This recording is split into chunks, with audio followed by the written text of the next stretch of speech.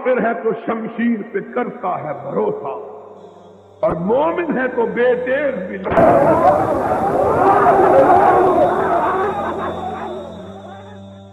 उस वक़्त मेरी उम्र लगभग तकरीबन 10 साल के करीब थी। इतनी ही इत्तला मिली है कि बम ब्लास्ट हो गया है। पाकिस्तान की हिस्ट्री में पहला मजहबी दहशतगर्दी वो उस जलसे में हुई थी। यानी उसकी जो यादें हैं दिल फिगार हैं, दिल खराश हैं। सुर्ख रंग था ज़र्रात का, साथ वो शोले निकल रहे थे इस तरह मखरूती शक्ल में। अल्लामा एहसान अली ज़ैद शहीद रहमतुल्लाह अलैह रोज़े महशर उसी हालत में अपनी कब्र से निकलेंगे हदीस नबवी के मुताबिक जिस हालत में वो दुनिया से गए। वो मनाजिर, वो बातें लफ्ज़ों में बयान करना बहुत मुश्किल है डॉक्टर साहब। हाथ सर के नीचे, दोनों हाथ सर के नीचे ऐसे रखा हुआ है उन्होंने मना कि शोर ना करो, बाकी लोगों को देखो। अबू बकर भाई ने उनको लिया, छोटे से थे, उनको लेके रिक्शे में डाला, हॉस्पिटल ले गए। अच्छा, उस वक्त स्टेज पे कौन कौन से अकाबिर उलमा जो थे वो मौजूद थे साथ? उस वक्त जो इश्तिहार पे नाम था ना वो सारे ही थे। ऐसी हालत में भी उन्होंने एक वसीयत कह लें या नसीहत कह लें, हमारे लिए वो वसीयत है क्योंकि उनके आखिरी अल्फाज ही हमने वो सुने हैं कि बेटा आपने कभी ज़िंदगी में नमाज को है ना उसको मिस नहीं करना। ये अल्लामा एहसान अली सब ऐसे अल्लामा नहीं थे, वो हाजी ज़ुहरुल्लाह साहब की इंतहाई सख्त तरबियत का नतीजा था। असल में वो खमीर ही वहाँ का था। कहते इस कदर बड़ा जनाजा था, इस कदर हुजूम था कि जनाजे को लेके हम चल ही नहीं थे सकते। असल में भी हमारा भी जो लॉस हुआ है वो बहसीयत बाप तो जो हुआ है वो हुआ ही है। असल में तो वो मुल्क व मिल्लत का एक ऐसा सरमाया था जो चले गए हैं, वो सबसे बड़ा हमारा लॉस था कि जिस धज से कोई मकतल में गया वो शान सलामत रहती है। ये जान तो आनी जानी है, इस जान की कोई बात नहीं।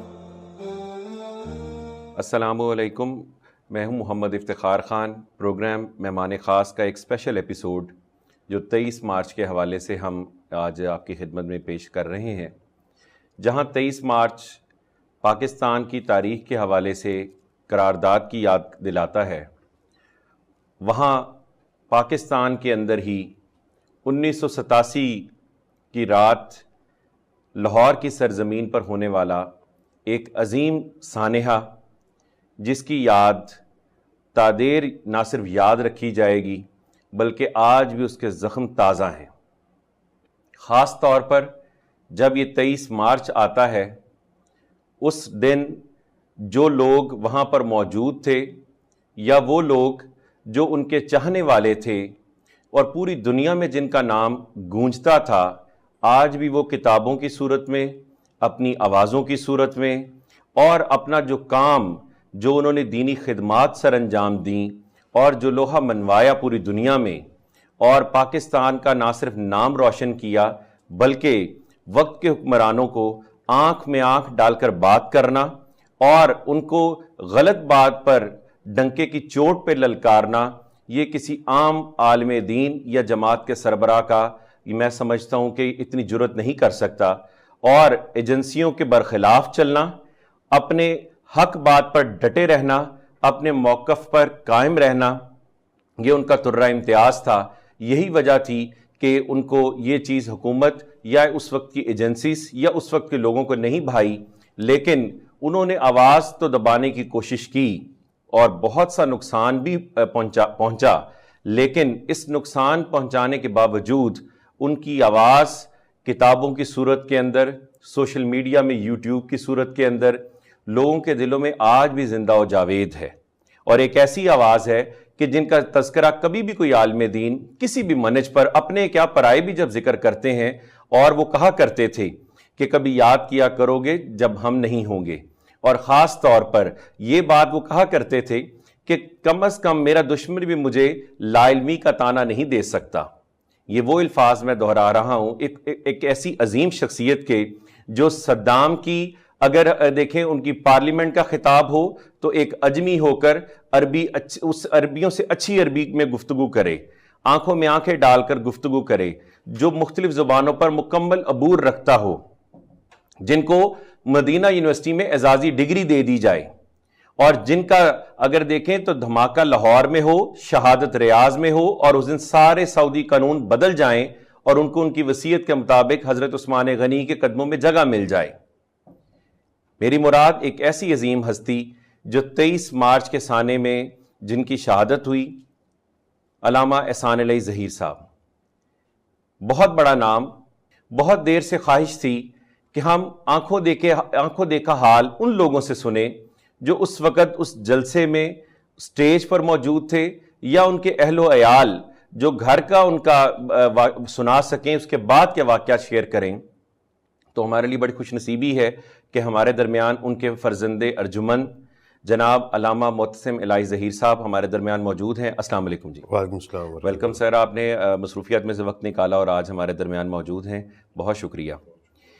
اس سانے میں نہ صرف علامہ احسان علی ظہیر صاحب اور مولانا حبیب الرحمان یزدانی اور بے شمار علماء کرام جو تھے انہوں نے جام شہادت نوش کیا، لیکن آج جن کے فرزند ارجمند ہمارے ساتھ موجود ہیں وہ علامہ صاحب کے انتہائی قریب ساتھی، رازدان، رفیق سفر، اور وہ جو جن کو سب سے معتمد خاص جنہیں کہہ لیں کہ بالکل قریب ترین ساتھیوں میں سے، جو لمحہ بلمحہ جن کا علامہ صاحب کے ساتھ گزرا ہے، اور ان کے فرزند ارجمند جناب عمر فاروق قدوسی صاحب. السلام علیکم. وعلیکم السلام. بہت شکریہ عمر فاروق قدوسی صاحب، آپ تشریف لائے اور مصروفیات میں سے آپ نے وقت نکالا ہے اور آج ہمارے درمیان آپ موجود ہیں. تو اس حوالے سے میں پہلے علامہ صاحب آپ سے سٹارٹ کروں گا. آپ کی اس وقت عمر کتنی تھی جب یہ واقعہ پیش آیا، اور اس دن جب یہ سانحہ ہوا آپ لوگ یقینی بات ہے گھر میں ہوں گے، آپ کو کیسے اطلاع ملی کہ یہ واقعہ جو ہے وہ رونما ہوا ہے؟ اس وقت میری عمر لگ بھگ تقریباً 10 سال کے قریب تھی.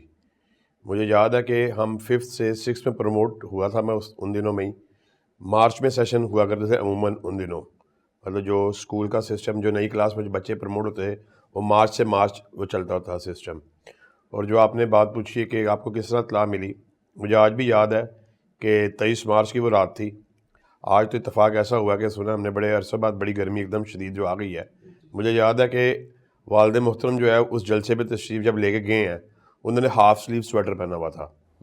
تو مطلب موسم جو تھا وہ خوشگوار تھا، بلکہ قدرے سردی کی طرف مائل تھا. وہ ہاف سلیو سویٹر پہن کے گھر سے نکلے تھے. ان دنوں یہ موبائل وغیرہ کا تو اتنا وہ ٹیکنالوجی اتنی ایڈوانس موجود بھی نہیں تھی.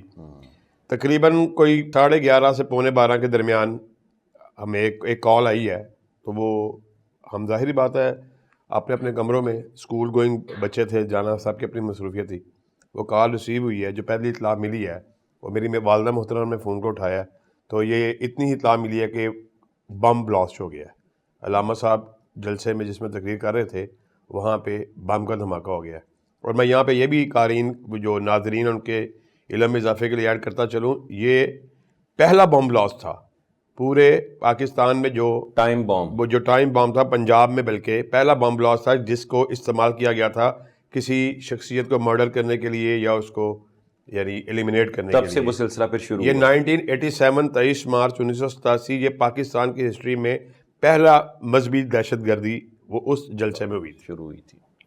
تو جس دن والد گرامی سے ملاقات اس دن ہوئی تھی جب وہ جلسے پہ جا رہے تھے، یا کہ ایک دن پہلے ہوئی؟ نہیں، وہ تو ظاہری بات ہے روٹین میں اسکول سے آنا یا بیٹھنا، تو وہ ملاقات تو ایک زیادہ وقت ان کا لائبریری ایک ہوا کرتی تھی ہمارے گھر میں، جہاں کتابوں وغیرہ کی وہ اپنی تصنیفی اس میں مصروف رہتے تھے. تو اس دن ظاہرہ جلسہ تھا اور اتفاق سے لاہور کے اندر جلسہ تھا. اس دن ان کا ایسا شیڈول نہیں تھا کہ وہ عموماً تو وہ شہر سے باہر یا ملک سے باہر یا اس طرح کے دوروں میں جماعتی سرگرمیوں میں تقاریر میں خطبات کے لیے تشریف لے جایا کرتے ہیں. لیکن اس دن خاص لاہور میں جلسہ تھا، بلکہ 1-2 دن پہلے بھی وہ باہر سے ایک تبلیغی دورے سے ہی واپس آئے تھے. تو اس دن تو وہ خاص طور پہ لاہور میں موجود تھے. تو ملاقات لازمی وہ دوپہر کے کھانے پہ شام میں ان سے جانے سے پہلے ہوئی ہے ہماری ان سے. تو جب یہ واقعہ پیش آ گیا، رات آپ کو اطلاع ملی، تو ہاسپٹل آپ لوگ اگلے دن ملے یا اس دن پر اگلے دن ملاقات نہیں ہوئی؟ پھر جی ہم تو اسی وقت پھر ہم یعنی جو بھی اس کے مطابق ہم ہاسپٹل چلے گئے ہیں. بہت رش تھا. وہ ظاہری بات ہے کوئی ایک عام شخصیت تھے نہیں، بالکل ایک سرمایہ تھے پوری قوم کا، پوری ملت کا. تو ان کو ظاہر ایمرجنسی طور پہ فوری طور پہ ان کو میو اسپتال قریب ہی تھا، ادھر لے جایا گیا. ہم سب وہاں پہ پہنچے ہیں، لیکن وہ ظاہر ایمرجنسی ICU میں ان کو منتقل کیا گیا تھا. اس رات ہماری ملاقات ان سے نہیں ہو سکی. اگلے دن جب ان کی بینڈیج وغیرہ سارا کچھ ہوا ہے، جب وہ اپنے اس میں وہ لے گئے ان کو شفٹ کیا ہے کہ جہاں پہ ان کی ملاقات ہو سکے. پھر ہماری بھی ملاقات ہوئی ہے. معروف ہے یہ باتیں, لوگوں نے سنی ہوئی ہے, لیکن میں ایڈ اپ کرتا ہوں کہ بڑا ان کے ذہن بڑے وہ ہائی بوسٹ اپ تھے.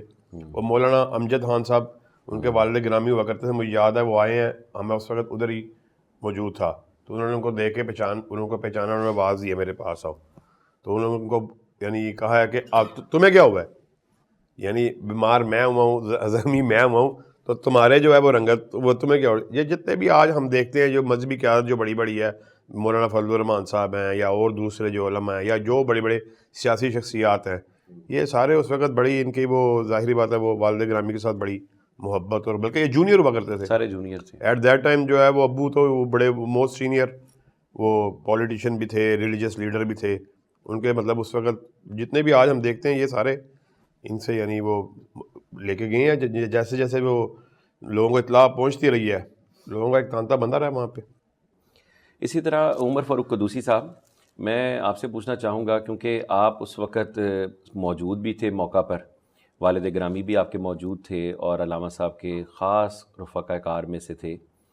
اس حوالے سے آپ نے جو اپنی کتاب لکھی اس کا تھوڑا سا ذکر کیجئے, اور کتاب کے اندر جو اس واقعے کو خاص طور پر جو لاہور قلعہ لچھمن سنگھ میں رونما ہوا 1987 میں, اس کا بھی ذکر ضرور تفصیلاً کیجئے.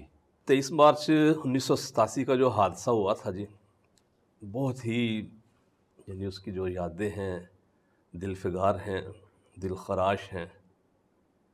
اور جب میں وہ کتاب لکھنے لگا تھا میرا نہیں اندازہ تھا کہ اتنی لمبی کتاب بن جائے گی. میں نے تو سمپل 23 مارچ 1987 تاریخ آ رہی تھی, میں نے فیس بک پہ ایک چھوٹی سی پوسٹ لکھنے لگا, وہ تھوڑی لمبی ہوگی. اس میں نے لکھا کہ میں یہ باتیں مجھے یاد ہے, اگر دوستوں نے پسند کیا نا تو پھر میں یہ تحریر لمبی کر دوں گا, باقی کس طرح بھی لکھوں گا. تو پھر دوست احباب انہوں نے پسند ہی نہیں کی, بلکہ مطالبہ کیا کہ یہ تو تاریخ کی باتیں جو کسی کے علم میں نہیں ہیں. میں پھر لکھتا گیا. یہ آج 35 سال ہونے کو آ رہے ہیں, یہ 31 سال آج سے 4 سال پرانی بات ہے. اس کی 100 سے زیادہ قسطیں بنی تھی فیس بک پہ میری, اور تقریباً 150 کے قریب صفحات ہیں. اور اللہ کا شکر ہے, مجھے نہیں اندازہ تھا مجھے اتنی ساری باتیں یاد رہیں گی, لیکن جب میں لکھتا گیا تو پھر کڑی سے کڑی بہت ہی زیادہ کڑی سے کڑی ملتی کہ چھوٹی چھوٹی باتیں بھی میں نے اس میں کوشش کی کہ کوئی بات بندہ جو آج کی جو نسل وہ جو وہاں پہ نہیں تھے انہیں جو پتہ چلے, تو ایسے جیسے وہ لوگ آنکھوں دیکھا حال ہے. تو محتسم بھائی جو ہے انہوں نے بتایا, وہ جو فون کال جو جب جلسہ بم دھماکہ ہوا تھا تو پھر شہداء اور زخمیوں کو لے کے جا رہے تھے, میں گھر واپس آیا. سب سے پہلا کام میں نے یہی کیا کہ فوراً میں نے علامہ صاحب کے گھر میں کال کی. اچھا, اس وقت آپ سٹیج کے قریب تھے کہیں؟ جب بلاسٹ ہوا ہے میں سٹیج سے اترا ہوں چند منٹ پہلے, علامہ صاحب کی تقریر شروع ہوئی ہے, میں سٹیج پہ تھا. تقریر کے دوران وہ پورا ایک ایریا ہے, کاروباری کمرشل ایریا ہے, وہ قلعہ لچھمن سنگھ چوک میں کچھ دکانیں بند ہو رہی تھیں. اب وہ شٹر گرنے کی آوازیں ڈسٹرب کر رہی تھیں. میں نے کہا یہاں پہ یار یہ دکانیں بند ہو رہی ہیں. میں سٹیج سے سب سے آخر پہ چلا گیا کہ سب کچھ نظر آ رہا ہے سامنے, وہ زیادہ بہتر. جبکہ 3 دن پہلے بلال گنج میں علامہ شہید کا جلسہ تھا مسجد الفرقان میں, تو وہاں پہ میں سٹیج پہ علامہ صاحب کے ساتھ, جیسے یہ چیئر ہے آگے قدموں میں نے بیٹھ کے جلسہ سنا تھا. تو میں پہلے یہی سوچا میں کہ میں آگے بیٹھتا ہوں. میں آگے جانے لگا, پھر میں نے کہا یہاں شور آ رہا ہے, آگے آخر پہ چلتا ہوں. میں سب سے پھر آخر میں نا سٹیج کے آخر میں چلا گیا, وہ جلسہ گاہ کے آخر پہ چلا گیا. وہیں سے میں جلسہ سن رہا تھا. اور اس کے بعد جب بلاسٹ ہوا بالکل ایسے جیسے مجھے اب بھی جب میں یہ باتیں کر رہا ہوں میرے سامنے وہ منظر آ رہا ہے میری آنکھوں کے سامنے کہ سرخ رنگ تھا ذرات کا, ساتھ وہ شعلے نکل رہے تھے اس طرح مخروطی شکل میں, اس مخروطی شکل میں ایسے بلند ہوئے ہوا میں. اچھا, کہا یہ جاتا ہے کہ جو ان کی تقریر کے دوران آگے گلدستہ یا گلدان جو لایا گیا اس میں تھا, کیا وہیں سے شعلے آپ نے نکلتے دیکھے؟ جی, اسٹیج سے نکلنے شروع. اب یہ ایگزیکٹ نہیں کہا جو جاتا ہے, یہ بات تو ٹھیک ہے کہ گلدان ہم نے تیار نہیں کیا تھا, گلدان ہماری طرف سے نہیں تھا, گلدان کسی کو نہیں پتا کہ کہاں سے آیا تھا. اچھا, وہ ویڈیو جب بن رہی ہے کیمرہ چل رہے ہیں اس میں بھی دکھائی نہیں دیتا کہ گلدان کس نے لا کے رکھا ہے؟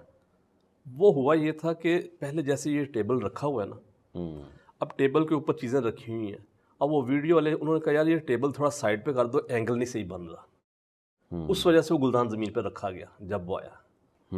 اس وجہ سے وہ گلدان لوگوں کو نظر نہیں. وہ گلدان ایسی ہے کہ جب اگلے دن نا 23 مارچ کے اگلے روز جب دن کے وقت میں وہ میرے ایک عزیز وہاں پہ گئے گول باغ میں قلعہ لکشمن سنگھ چوک میں، وہاں پہ جا کے وہ گلدان کا ٹکڑا لے کے آئے اور ہم نے پھر وہ پولیس والوں کو دے بھی دیا. وہ ٹکڑا گولڈن کلر کا تھا اور جب گلدان آیا ہے وہ بڑا خوبصورت تھا. میں نے نہیں دیکھا، میرے ماموں چودھری محمد سہیل انہوں نے دیکھا تھا گلدان. وہ کہنے لگے کہ میں نے جب گلدان دیکھا تو میں نے سوچا کہ اتنا پیارا لگ رہا ہے، جب جلسہ ختم ہو جائے گا نا تو میں ابو بکر سے کہوں گا، ابو بکر قدوسی بھائی سے، کہ یار یہ گلدان مجھے دے دو، یہ بہت خوبصورت ڈیکوریشن پیس ہے. اچھا اس گلدان کے اوپر لکھا تھا اسلام کا بے باک سپاہی احسان الہی احسان الہی، تاکہ وہ نعرہ وہی ہو جو حرف عام ہے، تاکہ لوگوں کو کوئی اچنبے کی بات نہ لگے. اچنبے کی بات نہ لگے. یہ بات بڑی عجیب سی تھی.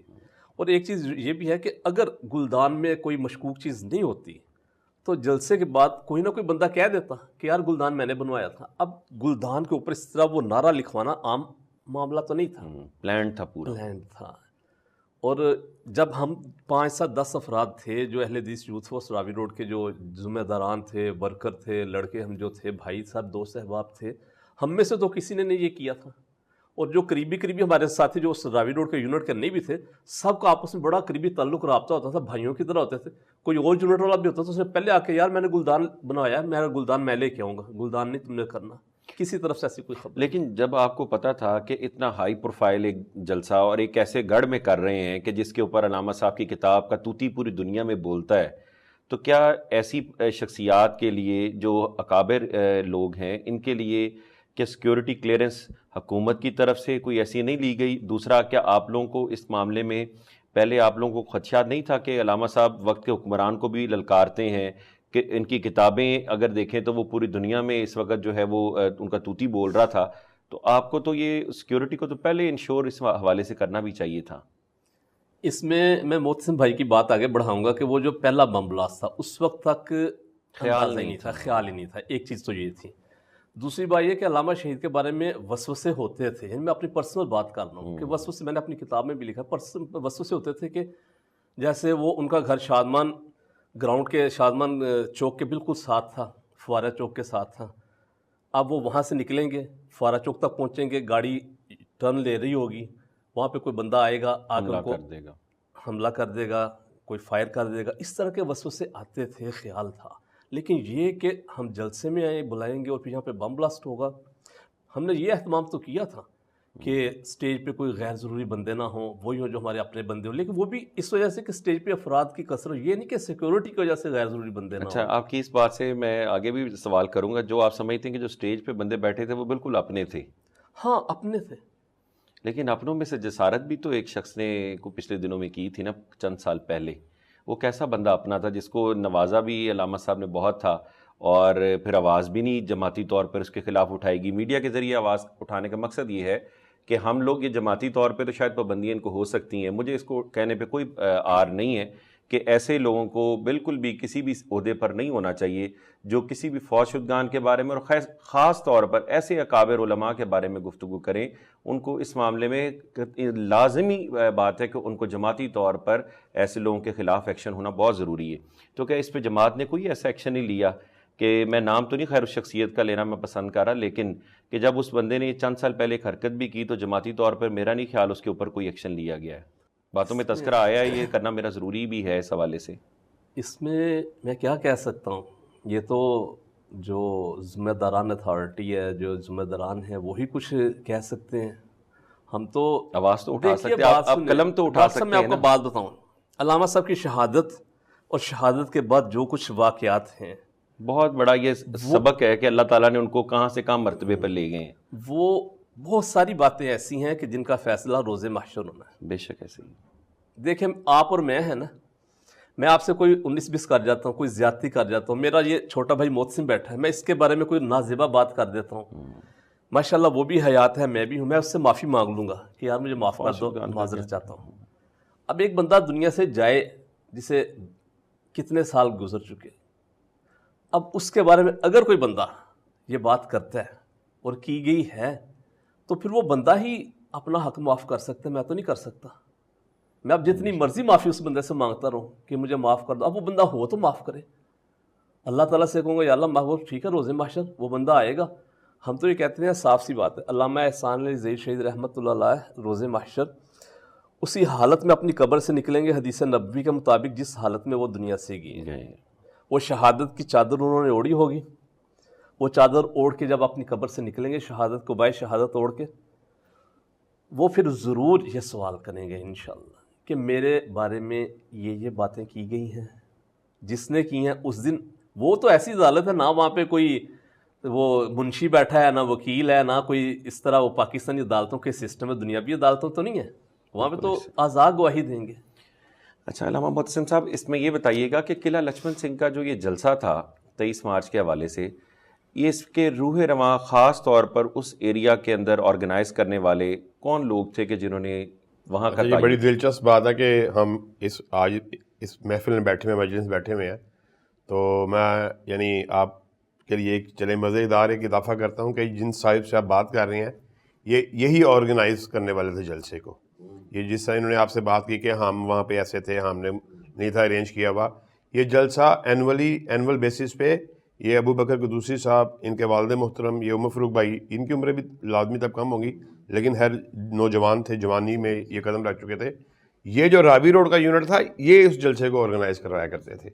اس جلسے کے روح رواں یہ لوگ تھے، عمر فاروق بھائی ہو گئے، ابو بکر بھائی ہو گئے، یا جو راوی روڈ کا اس وقت جو سینئر ان کے اراکین تھے، جو ممبرس ہیں جماعت کے، اس جلسے کو وہ آرگنائز کیا. میرا خیال ہے پہلا جلسہ نہیں تھا سالانہ، ادھر وہ ریپیٹڈلی آ رہے تھے. آپ نے وہ پہلا آغاز کیا. اچھا قلعہ لچھمن میں وہ پہلا جلسہ تھا جس کو انہوں نے سالانہ کانفرنس کا نام دے کے اس کا آغاز کیا ہوا تھا.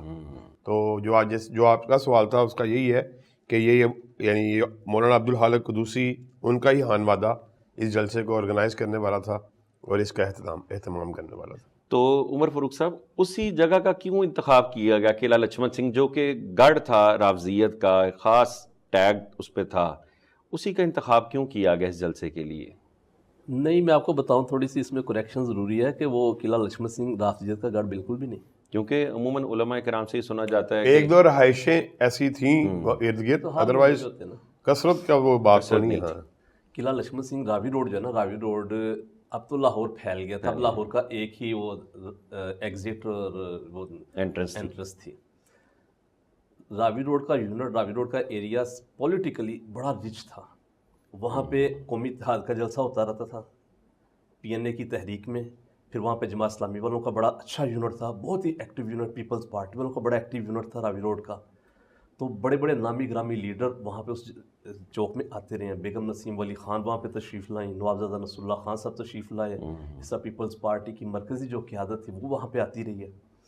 تو علامہ شہید وہاں پہ راوی روڈ میں اس سے پہلے بھی آ چکے تھے، اس سے پہلے بھی PNA کی تحریک میں وہ وہاں پہ تشریف لائے تھے. مجھے بڑی اچھی طرح یاد ہے صحیح، جب وہ وہاں پہ تشریف لائے تھے. اس سے پہلے ہم نے ایک افطار پارٹی کی تھی، وہ بھی وہاں پہ اس وقت بھی وہاں پہ وہ آئے تھے.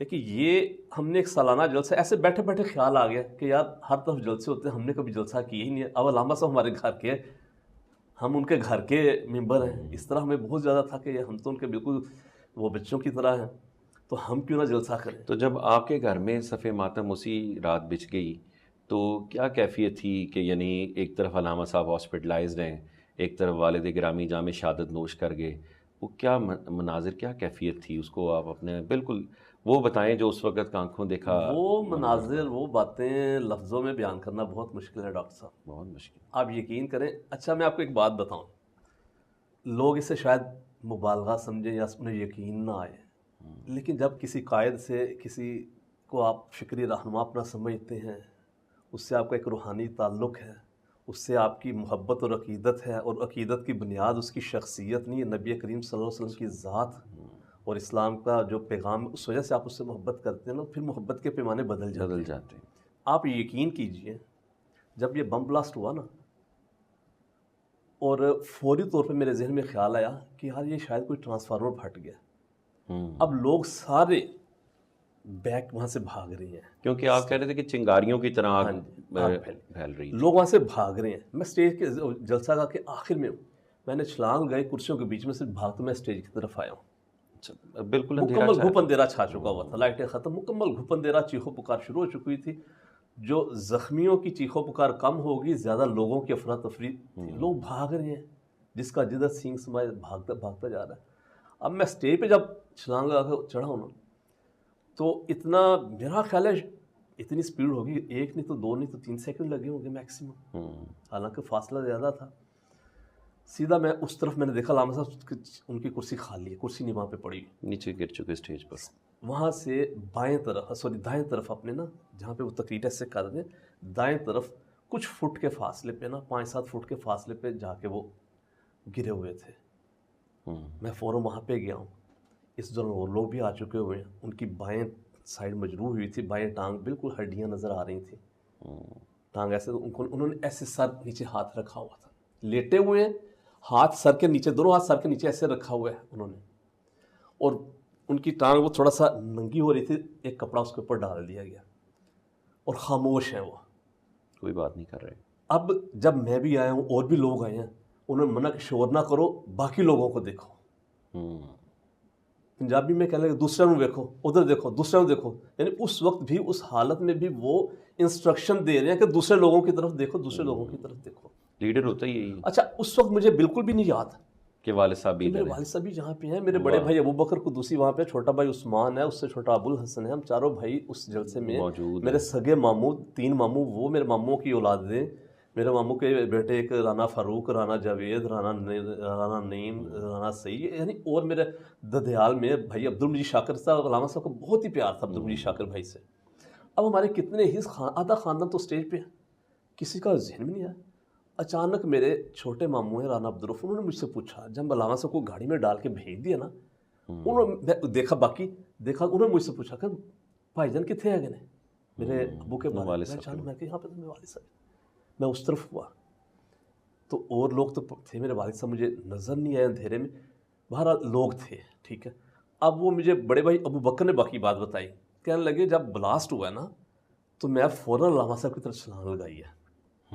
جب میں نے علامہ شریف کی طرف چھلانگ لگائی ہے تو اس وقت مجھے پھر خیال ہے کہ یہ تو ہر بندہ اس طرف آ ہی جائے گا ان کو اٹھانے کے لیے، میں دوسری طرف دیکھوں، والد صاحب کی طرف دیکھوں.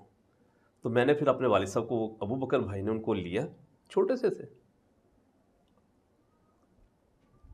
ان کو لے کے رکشے میں ڈالا، ہاسپٹل لے گئے. اور ان کی تو اصل میں اسپاٹ ڈیتھ بھی ہو گئی تھی، وہ بڑے زیادہ انجرڈ ہوئے تھے. ہاسپٹل جانے کے بعد گھنٹے ڈیڑھ کے اندر ان کی وفات ہو گئی. تو یہ معاملہ تھا.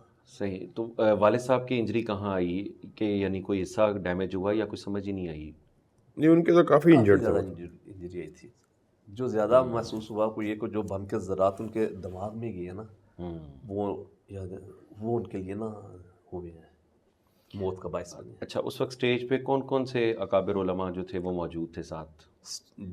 اس وقت جو اشتہار پہ نام تھا نا وہ سارے ہی تھے، سوائے قاری عبدالحفیظ فیصل آبادی رحمۃ اللہ علیہ، وہ نہیں آ سکے تھے جلسے میں، ان سے ٹائم لیا تھا باقاعدہ، لیکن اللہ تعالیٰ کو منظور تھا بچانا کہ وہ نہیں آ سکے تھے. پھر یزدانی صاحب کی جگہ پہ یزدانی انہوں نے پڑھایا. صاحب جی، اور باقی یزدانی صاحب، محمد خان نجیب یہ ساتھی تھے، شیخ احسان الحق تھے جو جلسہ کے صدر تھے.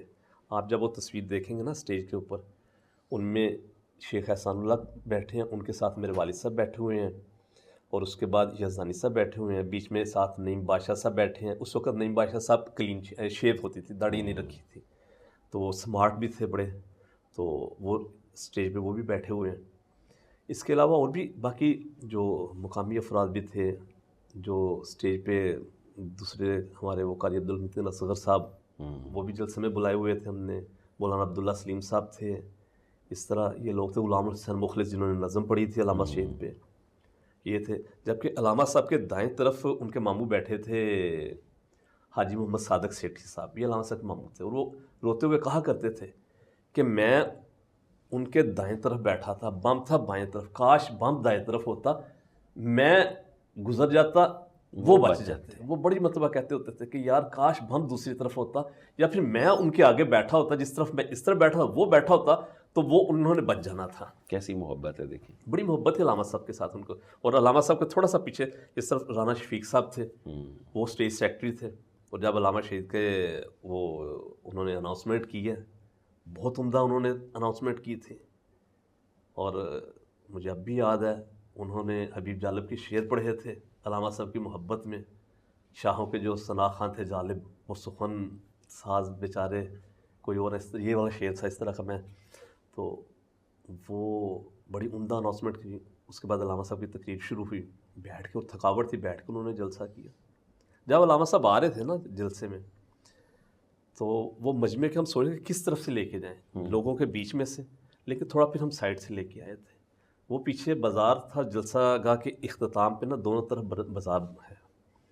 بازار میں سے گزر رہے تھے اور لوگ اچک اچک کے دیکھ رہے تھے، یار یہ کون جا رہا ہے، کیونکہ وہ اکیلے نہیں تھے، ان کے ساتھ ہم لوگ بھی تھے ساتھ. اور جب وہ اشارے کر رہے تھے، احسان اللہ زیر، علامہ احسان اللہ زیر، اس طرح باتیں کر رہے تھے، اور لوگوں نے بڑا پسند کر رہے تھے خطبہ ان کا. اور اس سے پہلے یزدانی صاحب کا جو خطبہ تھا وہ بڑا ہی زیادہ پسند کیا گیا. جو غیر اہل حدیث لوگ بھی کہتے ہیں ہمیں تو پتہ ہی نہیں تھا یار یہ تم لوگ نبی پاک صلی اللہ علیہ وسلم سے اتنی محبت کرنے والے ہو، ہمیں تو تمہاری تصویر ہی کوئی اور بتائی گئی ہے. یہ حبیب الرحمن یزدانی صاحب تمہارے جو مولانا تھے، ہم نے تو آج تک کبھی اس طرح کا کوئی واعظ سنا ہی نہیں ہے. یزدانی صاحب بھی موقع پر ہی شہید ہو گئے اگلے روز. لیکن وہ بھی شدید زخمی تھے، شدید زخمی. وہ بھی بہت گفتگو نہیں کر سکے وہ بھی اس کے بعد. نہیں، مجھے یاد ہے مولانا شمشاد سلفی صاحب کی وہ بات. اگلے روز وہ ملے نا، جب وہ بھی آئے ہوئے تھے جلسے میں تھے، تو وہ کہنے لگے بھائی یزدانی جتنا زخمی ہے نا، ابھی وفات نہیں ان کی ہوئی تھی، مجھے کہتے ہیں یزدانی جتنا زخمی ہے نا، اس کی جو چیزیں ڈیمیج ہو چکی ہیں، اگر تو وہ اللہ تعالیٰ کی طرف سے نہیں پڑ جائیں تو بچ جائے گا، ورنہ چانس نہیں ہے. تو اللہ تعالیٰ کو ان کی شہادت منظور تھی. اور بڑی محبت تھی یزدانی صاحب کو علامہ صاحب سے، بڑی محبت تھی. اور جب یہ ٹائم لیا نا یزدانی صاحب سے، ٹائم نہیں دے رہے تھے جلسے آنے کے لیے. کہنے لگے کہ میرا سادوں کی جلسہ ہے. اب سادوں کی جلسہ ہے تو ہم نے کہا ٹھیک ہے. میں نہیں گیا تھا، یعقوب انصاری صاحب ہمارے اہل حدیث یوتھ فورس راوی روڈ کے صدر تھے، یعقوب انصاری صاحب، وہ گئے تھے ٹائم لینے یزدانی صاحب سے. اور وہ جمعیت اہل حدیث کے آفس سیکرٹری بھی تھے. اس وجہ سے ان کا تعلق علماء سے بنتا گیا، کیونکہ وہ دفتر کے ملازم تھے، علامہ صاحب کے دفتر کے ملازم سے، جماعت کے ملازم تھے وہ. اب یعقوب صاحب گئے ہیں، ان کے ساتھ رانا جاوید رفیق اہل حدیث یوتھ فورس راوی روڈ کے میرے ماموزاد بھائی ہیں، وہ تھے. بڑے بھائی ابو بکر تھے، اور رانا شفیق پسروری صاحب سے. رانا شفیق پسروری صاحب نے اس دن جانا تھا، جس دن ٹائم لینا تھا انہوں نے پسرور جانا تھا. تو یہ تینوں کہنے لگے کہ یار ہم نے یزدانی صاحب سے ٹائم لینا ہے، آپ بھی ساتھ چلیں، تاکہ چلو تین بندوں نے بات کرنی ہے، آپ کا بھی تعلق ہے. مولانا رفیق پسروری ان کے والد صاحب بہت بڑے اہل حدیث علماء میں تھے، تو آپ کا بیک گراؤنڈ بھی ہے. یزدانی صاحب کے پاس کوئی واپسی کا انکار کا راستہ نہیں ہم نے چھوڑنا، آپ بھی چلیں ساتھ. وہ بھی ساتھ ہو گئے. اب وہاں پہ گئے ہیں، جا کے ٹائم والا یزدانی صاحب نے ٹائم دینے سے انکار کر دیا. ابھی میں نے تو اس دن میری سادوں کی تقریر ہے. پھر اب کہنے لگے اب تم چاروں آئے ہوئے ہو بندے بھی، تم سارے معزز ہو، اب میں کیسے انکار کروں. کیونکہ سادوں کی والوں کا ہوا یہ تھا کہ پچھلا جو جلسہ تھا نا، اس دن یزدانی صاحب پہنچ نہ پائے کسی وجہ سے. ان لوگوں نے کیا کہ یزدانی صاحب کے گھر آ گئے کہ جناب آپ نے وعدہ خلافی کی ہے. یزدانی صاحب نے کہا اچھا ٹھیک ہے، اب نہیں ہوگی، ٹائم بتاؤ. انہوں نے کہا 23 مارچ 1987. پھر کروائی. اب سادوں کی والوں نے 23 مارچ 1987، اب وہ ٹائم دن کا تھا، مغرب تک یزدانی صاحب نے فارغ ہو جانا تھا وہاں سے. کہنے لگے کہ ٹھیک، ہم نے یہ لوگ بتا کہتے ہم نے کہا یہ آپ مغرب کے ٹائم تک وہاں تک کر لیں، اس کے بعد آ جائیں. تو ہنس پڑے، کہنے لگے نہیں تسی مجھے رستے نہ دسو، میں آپ پہ حساب لا لواں گا، میں پہنچ جاواں گا، تسی تسلی رکھو. تو یہ یعنی کہ دیکھیں ان کی قاری عبدالحفیظ صاحب رحمۃ اللہ علیہ بلا جھجک بہت خوش ہوئے. وہاں پہ ٹائم لینے گئے تھے رانا جاوید رفیق اور یعقوب انصاری صاحب، یہ دونوں فیصل آباد گئے. کہنے لگے ہم قاری صاحب کے پاس گئے، بڑا ہی محبت سے پیش آئے، اور قاری صاحب بڑے ہی اعلیٰ اخلاق والے تھے. ہمارے والد صاحب کی شہادت کے بعد 23 مارچ کے بعد جو پہلی عید آئی تھی، بالکل ریسنٹلی تو مہینے ڈیڑھ بعد عید آ گئی تھی، مجھے اب بھی یاد ہے.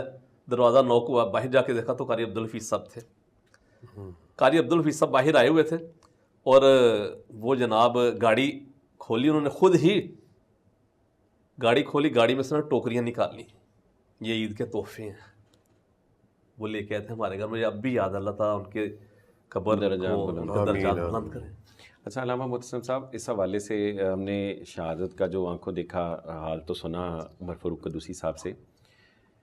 جب یہ شہادت کا واقعہ، جب علامہ صاحب پہلے زخمی ہوئے ہیں، تو پھر اس کے بعد کیا سلسلہ، کتنے دن بعد ریاض کا جانا ہوا، اور اس کے بعد کا کیا سلسلہ تھا، اور آپ لوگوں میں سے کون کون ساتھ تھا اس وقت؟ فوری طور پہ تو جب ان کو یہ پروگرام بنا کہ ان کا علاج ہے، ہمارا تو پروگرام نہیں تھا بنا یا بننا تھا سعودی عرب میں چونکہ بڑے ان کے گہرے روابط بھی تھے، اور اللہ کے فضل و کرم سے جس طرح آپ نے پہلے بھی ذکر کیا ہے، ایک عالمی شخصیت تھے، ایک عالمی لیڈر تھے، بحیثیت باپ تو ایک میں آپ سے گفتگو کر ہی رہا ہوں، اصل میں بھی ہمارا بھی جو لاس ہوا ہے وہ بحیثیت باپ تو جو ہوا ہے وہ ہوا ہی ہے. اصل میں تو وہ ملک و ملت کا ایک ایسا سرمایہ تھا جو چلے گئے ہیں، وہ سب سے بڑا ہمارا لاس تھا.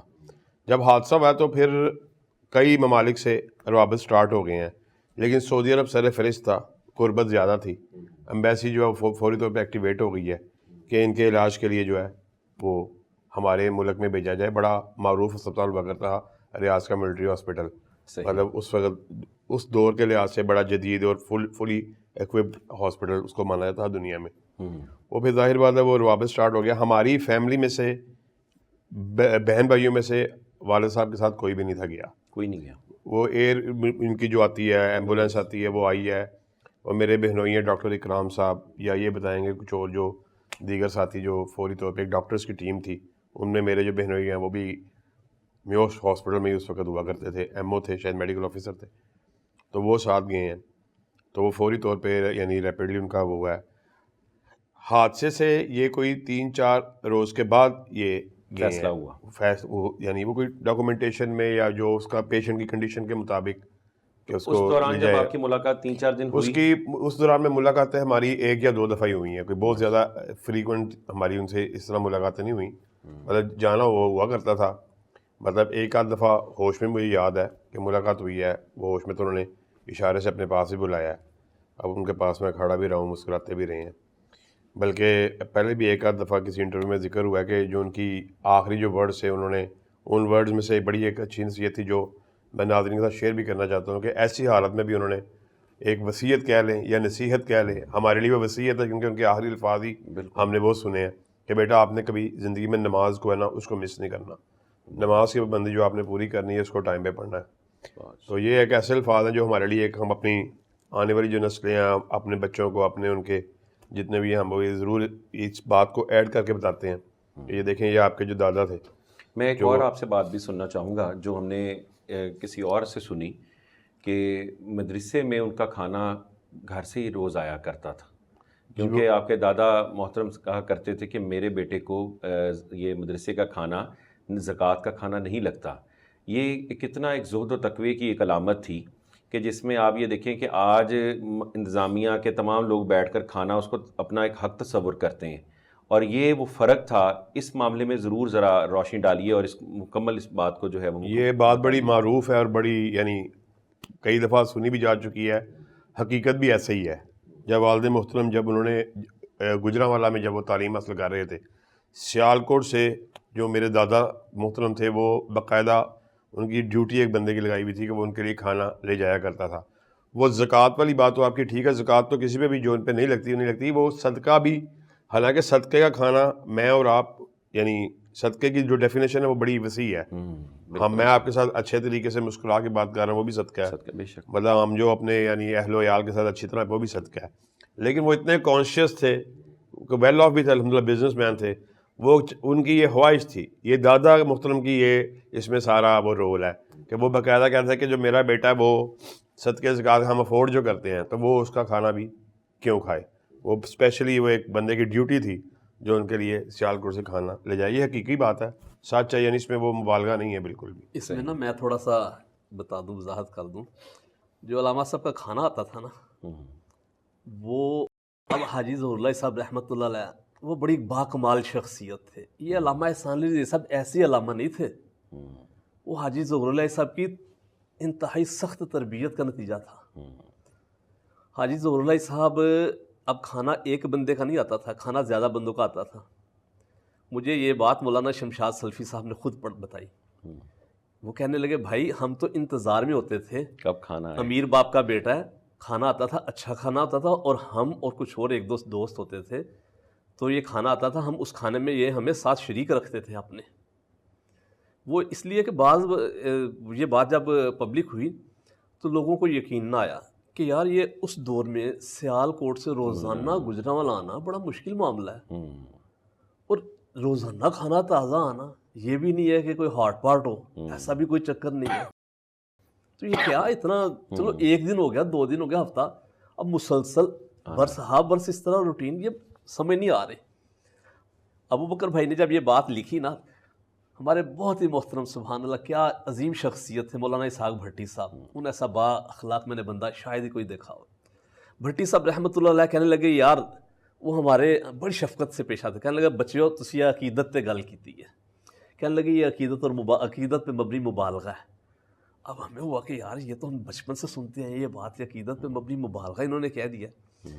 اب میں نے حاجی صادق سیٹھی صاحب کا ذکر کیا نا آپ سے, جی بالکل, علامہ کا ماموں, ان کے پاس ایک آیا ہوتے تھے بزرگ تھے, وہ حاجی ظہور علیہ صاحب کے ذاتی ملازم تھے. ایک دن میں وہاں پہ بیٹھا ہوں تو حاجی صاحب کہنے لگے یہ لے کے جاتے تھے کھانا علامہ صاحب کا. میں کہا ہاں یہ لے کے جاتے تھے. اب میں نے جناب ان کا انٹرویو لے لیا, میں نے وہ سارا مضمون پھر لکھا کسی دور میں, علی خوا رسالہ حافظ ابتسام علی زیر صاحب کسی دور میں نکالا کرتے تھے, اس رسالے میں میں نے سارا یہ مضمون لکھا علامہ صاحب کے کھانے کے اوپر.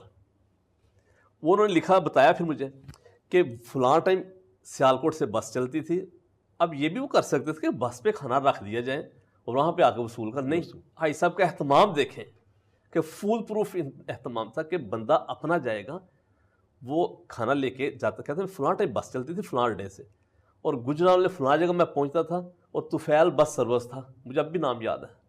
تو وہاں پہ ہم پہنچتے تھے اور وہاں پہ جناب ایک حاجی صاحب کا کمرہ ہوتا تھا, اس کمرے میں جناب ہم جاتے تھے. اس دوران وہ مولانا سلفی بتاتے کہ ہم لوگ بھی آ جاتے, پتا تھا یہ ٹائم کھانے کا, تو کھانا وغیرہ علامہ صاحب کو وہ اس طرح پہنچا کرتا تھا.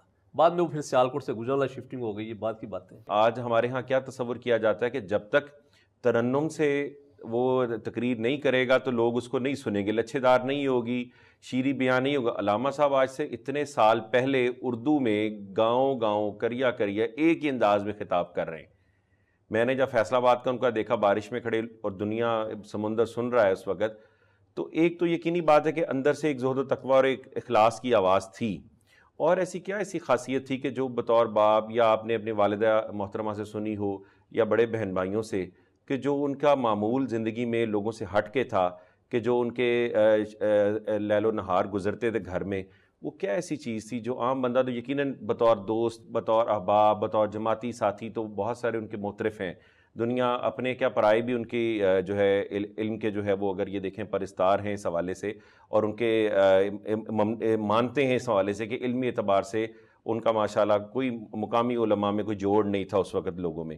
لیکن آپ وہ کیا ایسی چیز جو گھر میں ان کا معمول آپ ہٹ کے دیکھتے تھے یا جو والدہ شیئر کیا کرتی تھیں, کوئی ایسا واقعہ جو؟ جی میں تو یہ سمجھتا ہوں اس بات میں کہ جس طرح کی زندگی وہ گزار رہے تھے, جس طرح کی ان کی تقاریر تھیں, جس طرح کی ان کی تصنیف تھی, جو ان کی تحاریر تھیں, تو یہ بات تو ہرگز نہیں تھی کہ وہ اس بات سے, اس نتیجے سے غافل تھے, بلکہ وہ اپنی تقاریر میں, اپنی تحریر میں بڑا واضح وہ اس بات کا, آپ نے سنی ہوں گی ان کی بڑی معروف تقاریر ہیں, کہ ان کو بڑا واضح یہ میسیج دیا کرتے تھے کہ یہ بڑی زندگی انہوں نے مشن کے تحت اصل میں گزاری ہے ساری زندگی.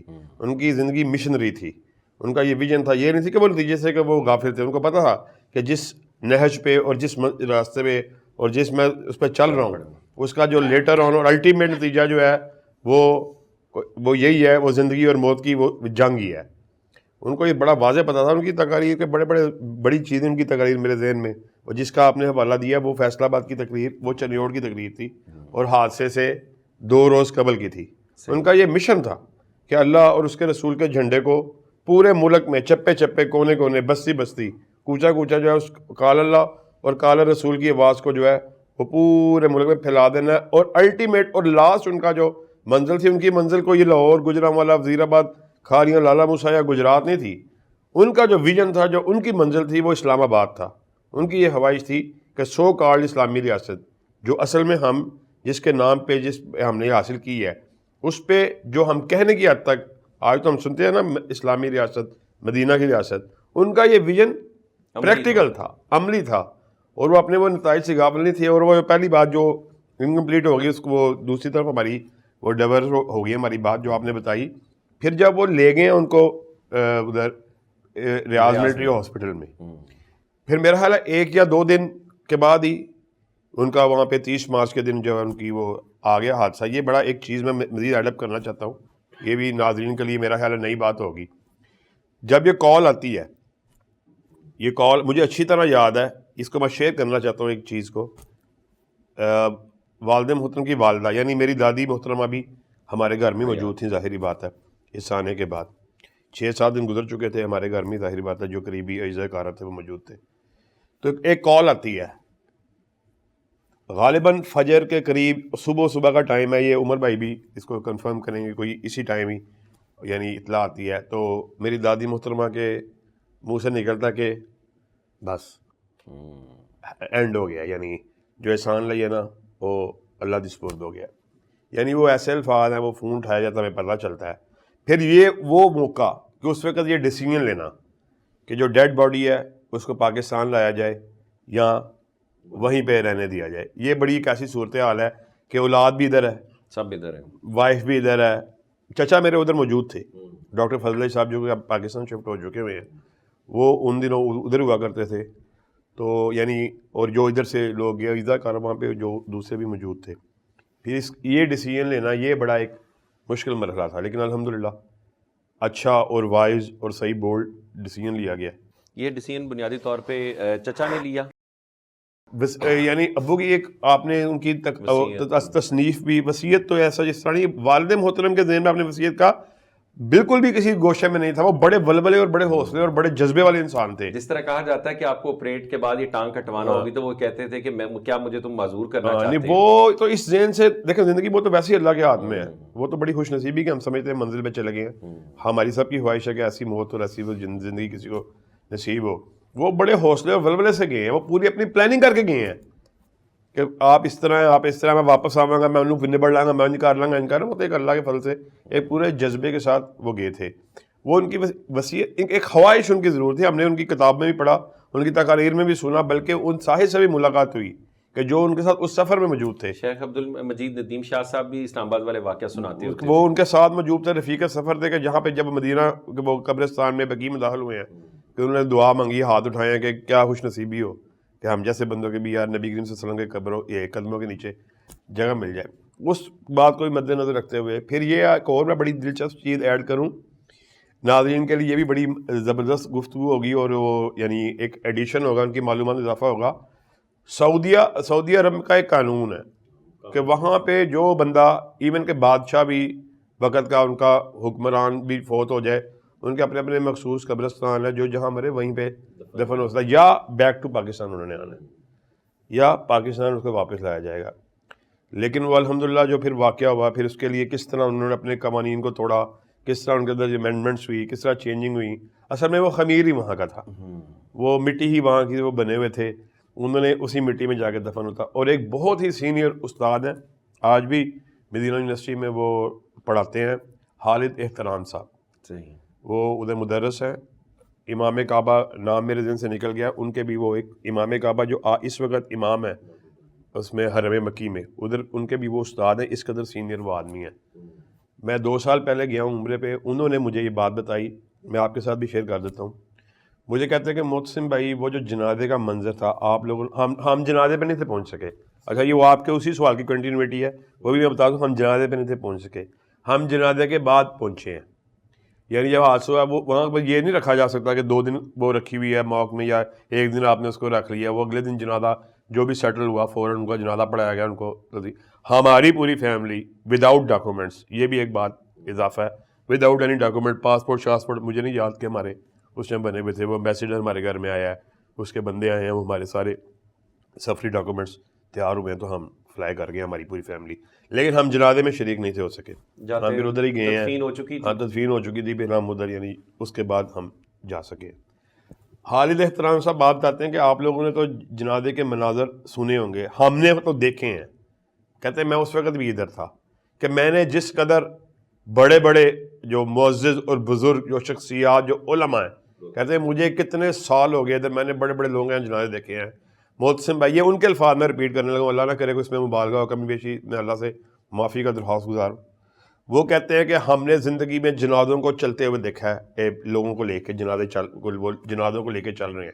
ہم نے کبھی زندگی میں جنازے کو لوگوں کے اوپر سے چلتے ہوئے نہیں دیکھا. کہتے ہیں اس قدر بڑا جنازہ تھا، اس قدر ہجوم تھا کہ جنازے کو لے کے ہم چل ہی نہیں تھے سکتے. جنازہ جو ہے وہ ہاتھوں سے شفٹ ہوتا تھا.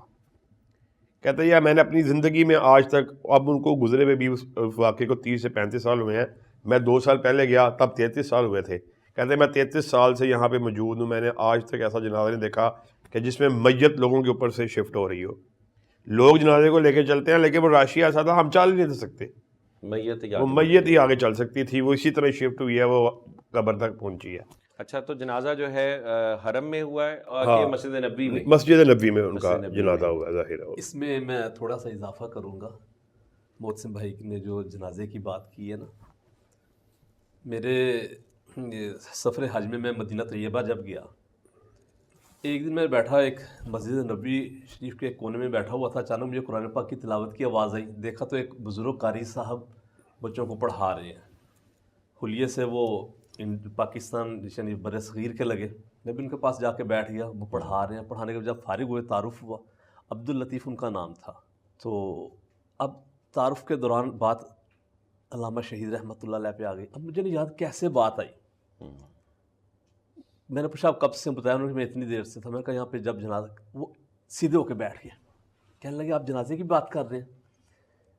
میں نے یہاں پہ شاہ فیصل رحمۃ اللہ علیہ, میں نے شاہ فیصل کا بھی جنازہ کا اعلان سنا ہے اور علامہ شہید کا بھی سنا ہے. میں نے زندگی میں یہاں پہ سوائے ان 2 جنازوں کے میں نے کوئی نہیں دیکھا. یہاں پہ ہوتا ہے نماز ہوتی ہے, نماز کے بعد اناؤنسمنٹ ہو جاتی ہے جی میت ہے, اس کے لیے جنازہ ہوگا, بس اس سے زیادہ نہیں. لیکن جن القابات کے ساتھ شاہ فیصل رحمۃ اللہ علیہ کا اناؤنس ہوا, جن القابات کے ساتھ علامہ شہید کا, میں نے اپنی زندگی میں نے اس طرح کے 2 جنازے نہیں دیکھے. اس کے علاوہ اور کوئی جنازہ میں نے نہیں دیکھا. اور جو رش ہے وہ پھر اس وقت کئی دوستوں نے مضمون بھی لکھا تھا. عبدالصمد رفیقی رحمۃ اللہ علیہ, انہوں نے مضمون لکھا. فضل الرحمن ہزاروی, وہ بھی اللہ تعالیٰ نے صحت و تندرستی. فضل الرحمن ہزاروی, مولانا فضل الرحمن ہزاروی, انہوں نے بھی مضمون لکھا. اور بھی تحریریں آئی ہیں جنازوں کے حوالے سے. اور مولانا عبدالوالد مجاہد صاحب علامہ صاحب کے ساتھ بہت ہی گہری ان کی تعلق اور ان کا گہرا تعلق اور عقیدت ہے. انہوں نے اپنی سنہری یادیں کتاب, اس میں علامہ شہید کے جنازے کے حوالے سے بھی ذکر کیا, جو ریاض میں ان کی میت کا آنا, اور پھر سارے انہوں نے یہ ذکر کیے اپنی کتاب میں. تو میرے ایک کزن ہے خالہ زاد بھائیاں نفیس, وہ کہنے لگے کہ ایک دن میں مسجد نبوی میں گیا, میں نے دیکھا تو ہر طرف سرخ رومال ہی رومال. میں نے کہا یار آج لگتا ہے کوئی شہزادہ کوئی آیا ہوا ہے, جو اتنا رش. پھر مجھے جب اعلان ہوا نا جنازے کا, میں کہا وہ لگتا ہے آج کسی شہزادے کی وفات ہو گئی ہے.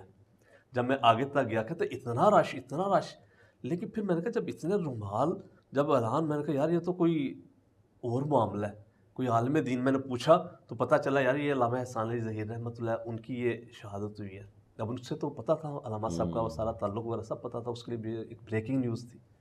یہ اس نے خود مجھے, میرے کزن نے بتایا کہ میں مسجد نبوی, وہ پرانے مدینہ طیبہ کے رہنے والے, ساری زندگی ان کی وہیں پہ گزری ہے, اب تو بزرگ ہیں وہ. تو وہ کہنے لگے کہ میں نے زندگی میں مسجد نبوی میں اس طرح جنازہ اور اس طرح رش, اور جب بقیع میں, اور پھر کہتے ہیں جنازہ بڑا بھی ہو جائے نا تھوڑا بہت تو لوگ محدود سے لوگ جاتے ہیں بقیع تک, تدفین کر کے فراغت ہو گئی. لیکن اس دن بقیع میں جب جانے کی جگہ نہیں مل رہی تھی, اتنا رش, بالکل جیسے پاکستان میں کوئی میت ہے اور لوگ دور دور تک عقیدت مند آئے ہوئے. کہنے لگے وہاں پہ یہ صورتحال ہوئی تھی. اور اب یہ یاد رکھیں کہ وہ دور سوشل میڈیا کا دور قطعاً نہیں تھا, نہ کوئی فیس بک تھی, نہ کوئی واٹس ایپ, کچھ بھی نہیں تھا. اسی طرح علامہ محسن صاحب, جب آپ لوگوں کے دل میں تشنگی تو رہتی ہوگی کہ کبھی کہ کاش جنازے پر ہم پہنچ جاتے اور ایک آخری دیدار اس وقت ہو جاتا. نہیں, ایسی فیلنگ جو ڈاکٹر صاحب اس لیے نہیں کبھی پیدا ہوئی کہ الحمدللہ یہ نصیب جو مقام بلند جس کو مل گیا اسی کو مل گیا. اللہ کا شکر ادا کرتے ہیں. پھر اللہ کے فضل و کرم سے جیسے پہلے بھی تذکرہ ہوتا رہا کہ جس کاز اور جس میں وہ چلے گئے, یہ آپ کی تقاریر بھری پڑی ہیں کہ اللہ کے فضل سے لوگ اپنے اپنے نصیب کی بات ہے کہ کوئی کسی کو گالی دیتا ہوا آئے گا, کوئی ڈھولک بجاتا ہوا آئے گا, کوئی کسی کو تبرہ کرتا ہوا آئے گا. تو ہمارے نصیب جو ہیں یہ ان کے الفاظ ہیں. مجھے ابھی آپ کہہ رہے ہیں بات تو میرے ذہن میں گونج رہے ہیں کہ ہمارے نصیبے میں انشاءاللہ جب قیامت کے دن اللہ کے حضور پیش ہوں گے, اللہ یا اس کے رسول کی بات کو بیان کر رہے ہوں گے, اور کیسے اللہ رب العزت نے ان کی زبان کو, ان کے الفاظ کو کس طرح اپنی جمع یعنی پہنایا ہے کہ ویسے بھی زندگی بندہ یعنی کوئی میڈیکلی یا ایکسیڈنٹ میں فوت ہو سکتا ہے, ایگزیکٹ اسی طرح اسی سٹیج سجا ہوا ہے, سیرت النبی کا جلسہ ہو رہا ہے, آپ اللہ اور اس کے رسول کی باتیں بیان کر رہے ہیں, اور اس دنیا سے آپ یعنی جا رہے ہیں, اور بڑی خوش نصیبی کی بات ہے. سب سے بڑی بات ہے کہہ بھی اس میں کیا رہے ہیں, مومن ہے تو بیتے, اور پھر اس میں ہمارے لیے بڑی انسپریشن ہے, اس میں ہمارے لیے کوئی کلک نہیں, کوئی وہ نہیں ہے, کوئی ہمارا کوئی ریگریٹ نہیں ہے. ہمارے لیے اللہ کے فضل و فخر ہے, ایک بڑا وہ انسپریشن ہے, ہمیں موٹیویشن ہے اس میں کہ اس حوصلے, اسی ولولے, اسی جذبے, اسی تنتنے کو, اسی زمزمے کو جو ہم جو ہے اللہ کے فضل, اللہ کی بڑی رحمت ہے. اچھا علامہ صاحب, چونکہ والد گرامی ایک عام شخصیت تو نہیں تھے, ایک جماعتی سربراہ ہونے کے ناطے ایک امت مسلمہ کے ایک اکابر کی حیثیت رکھتے تھے, تو والد صاحب کے جانے کے بعد نہ صرف امت مسلمہ میں خلا پیدا ہوا, گھر میں آپ لوگ بہت چھوٹے تھے سب, خصوصاً بھائی جو تھے, تو اس وقت اہل و عیال کو کس نے سنبھالا, کیٹر کیا, کہ اس کے بعد آج ماشاءاللہ والد صاحب کی مسند کے اوپر بڑے بھائی بھی چھوٹے بھی ماشاءاللہ براجمان ہیں, یہ کیسے سلسلہ سارا؟ جی سب سے پہلی بات تو میں آپ کے جو سوال ہے اس کا جواب جو ہے وہ ایگزیکٹ یہی ہے. ابتسام بھائی تو اس وقت میٹرک میں تھے, جی جی, غالباً ان کے بورڈز کے ایگزام ہونے والے تھے یا ہو رہے تھے. میں 5th سے 6th میں پروموٹ ہوا تھا, اور ہشام بھائی تیسری کلاس سے 4th کلاس سے پروموٹ ہوئے تھے. ہم تینوں بھائی کریسنٹ ماڈل اسکول سے پڑھے ہوئے ہیں, کریسنٹ پڑھے تھے. تو آپ کی بات بالکل ٹھیک ہے, ایک میٹرک کا بچہ 15-16 سال کا, کچھ بھی ظاہری بات ہے, میں ڈپینڈنٹ ہوتا ہے, ظاہری بات ہے. والدہ محترمہ نے بڑا مردانہ وار جو ہے ہمیں سنبھالا ہے, اور ہماری تربیت اور ہمارے ہر لحاظ, ہماری ہر کمی کو انہوں نے پورا کیا ہے. لیکن انفارچونیٹلی, لیکن اسی بات میں درمیان میں ٹوکرا, مجھے بات بھی یاد آتی ہے, علامہ صاحب کہتے تھے کہ میں اس لیے شادی دوسری نہیں کرتا کہ میری محبت اجازت نہیں دیتی. یہ تو بڑی ہے, اس کا اور کسی دن رکھیں گے, اس پورے ٹاپک پہ کریں گے گفتگو. تو بہرحال والدہ محترمہ کو ایک کریڈٹ جاتا ہے جی, انہوں نے بڑی, ظاہر بات ہے وہ بھی کسی چھوٹے خان والدے سے ان کا تعلق نہیں تھا, وہ بھی حافظ محمد گوندلوی اللہ کے فضل و کرم سے آج پاکستان یہ کامل تھے. میں آپ کو واقعہ گھر کا سنا دیتا ہوں. بلکہ برِ صغیر میں جتنے بھی شیوخ الحدیث, جتنے بڑے بڑے علماء, ایون کہ یہ مولانا عبدالخالق قدوسی صاحب بھی, کسی کا بھی نام لے لیں, ایکس وائی زی, بغیر سوچے سمجھے بھی کسی کا نام لے لیں, یا شرف پوری صاحب کا, یا میر محمد صاحب کا, ایون ڈاکٹر فضل علی, ابو سے کسی نے پوچھا کہ جی یہ جو حافظ محمد گوندلوی صاحب کے آپ شاگرد ہیں, تو ان کی کوئی تصنیف نہیں ہم نے آج تک دیکھی قابل ذکر. تو اب والد محترم کا بڑا مشہور جملہ آپ نے پہلے بھی سنا ہوگا کہ حضرت حافظ محمد کی اگر چھوٹی سی کتاب کسی نے دیکھنی ہے تو احسان الہی ظہیر کو دیکھ لے. تو کہنا مطلب وہ بھی ایک بڑے خان وادے سے, ایک ایسے علمی گھرانے سے ان کا تعلق تھا. وہ ایک علیحدہ بات ہے, انفارچونیٹلی 4-5 سال بعد ہی ان کا بھی وہ وقت مقرر تھا, وہ بھی دنیا سے رخصت ہو گئی. تو جب اس وقت والدہ نے جب سنبھالا گھر کو, تو اس وقت سورس آف انکم کیا تھا, کہ یعنی علامہ صاحب اگر چلے گئے پیچھے سال لک آفٹر اور کون کر رہا؟ ابو بڑے الحمدللہ ایٹ دیٹ ٹائم وقت کے, ظاہر بات ہے بزنس مین, پہلے بھی گفتگو ہو چکی ہے کہ ایک بزنس مین گھرانے سے تعلق تھا, پوری فیملی بزنس سے ریلیٹڈ تھی. ابو خود ایک بڑا اچھے لیول پہ بزنس کو کرنے والے تھے.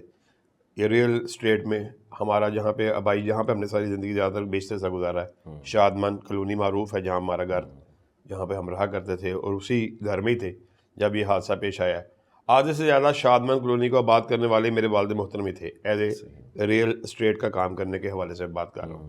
اس لوگوں کو قائل کرنا, پلاٹ دینا, کسی کو گھر بنا کے دیا. تو الحمدللہ ہم بڑے ویل آف تھے. آج تو دولت کا معیار اور کرائٹیریا چینج ہو گیا, تو اب تو پتہ بھی نہیں چلتا کہ وہ چھوٹی گاڑی والا کتنا امیر ہے اور بڑی گاڑی والا کتنا امیر نہیں ہے. یہ بینک کے لیزنگ کے معاملات اور اس طرح, یعنی اب وہ ختم ہوگی تفریق. اس زمانے میں تو ایک گاڑی اسٹیٹس سمبل ہوا کرتے تھے, اور وہ گاڑیاں جو وغیرہ.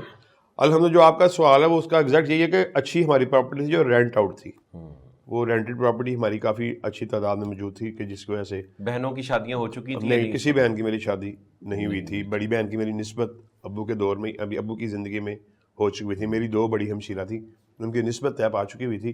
شادی والد محترم کی زندگی میں کسی کی کتنے بہن بھائی ہیں؟ ہم 8 بہن بھائی ہیں, 5 سسٹرز ہیں اور 3 بھائی ہیں. تو بہنیں بڑی تھیں؟ ہاں 3 بہنیں میری بڑی ہیں, پھر ابتسام بھائی ہیں, پھر ایک ہمشیرہ ہے, پھر میں ہوں, پھر ہشام بھائی ہیں, پھر ایک سب سے چھوٹی ہمشیرہ ہے.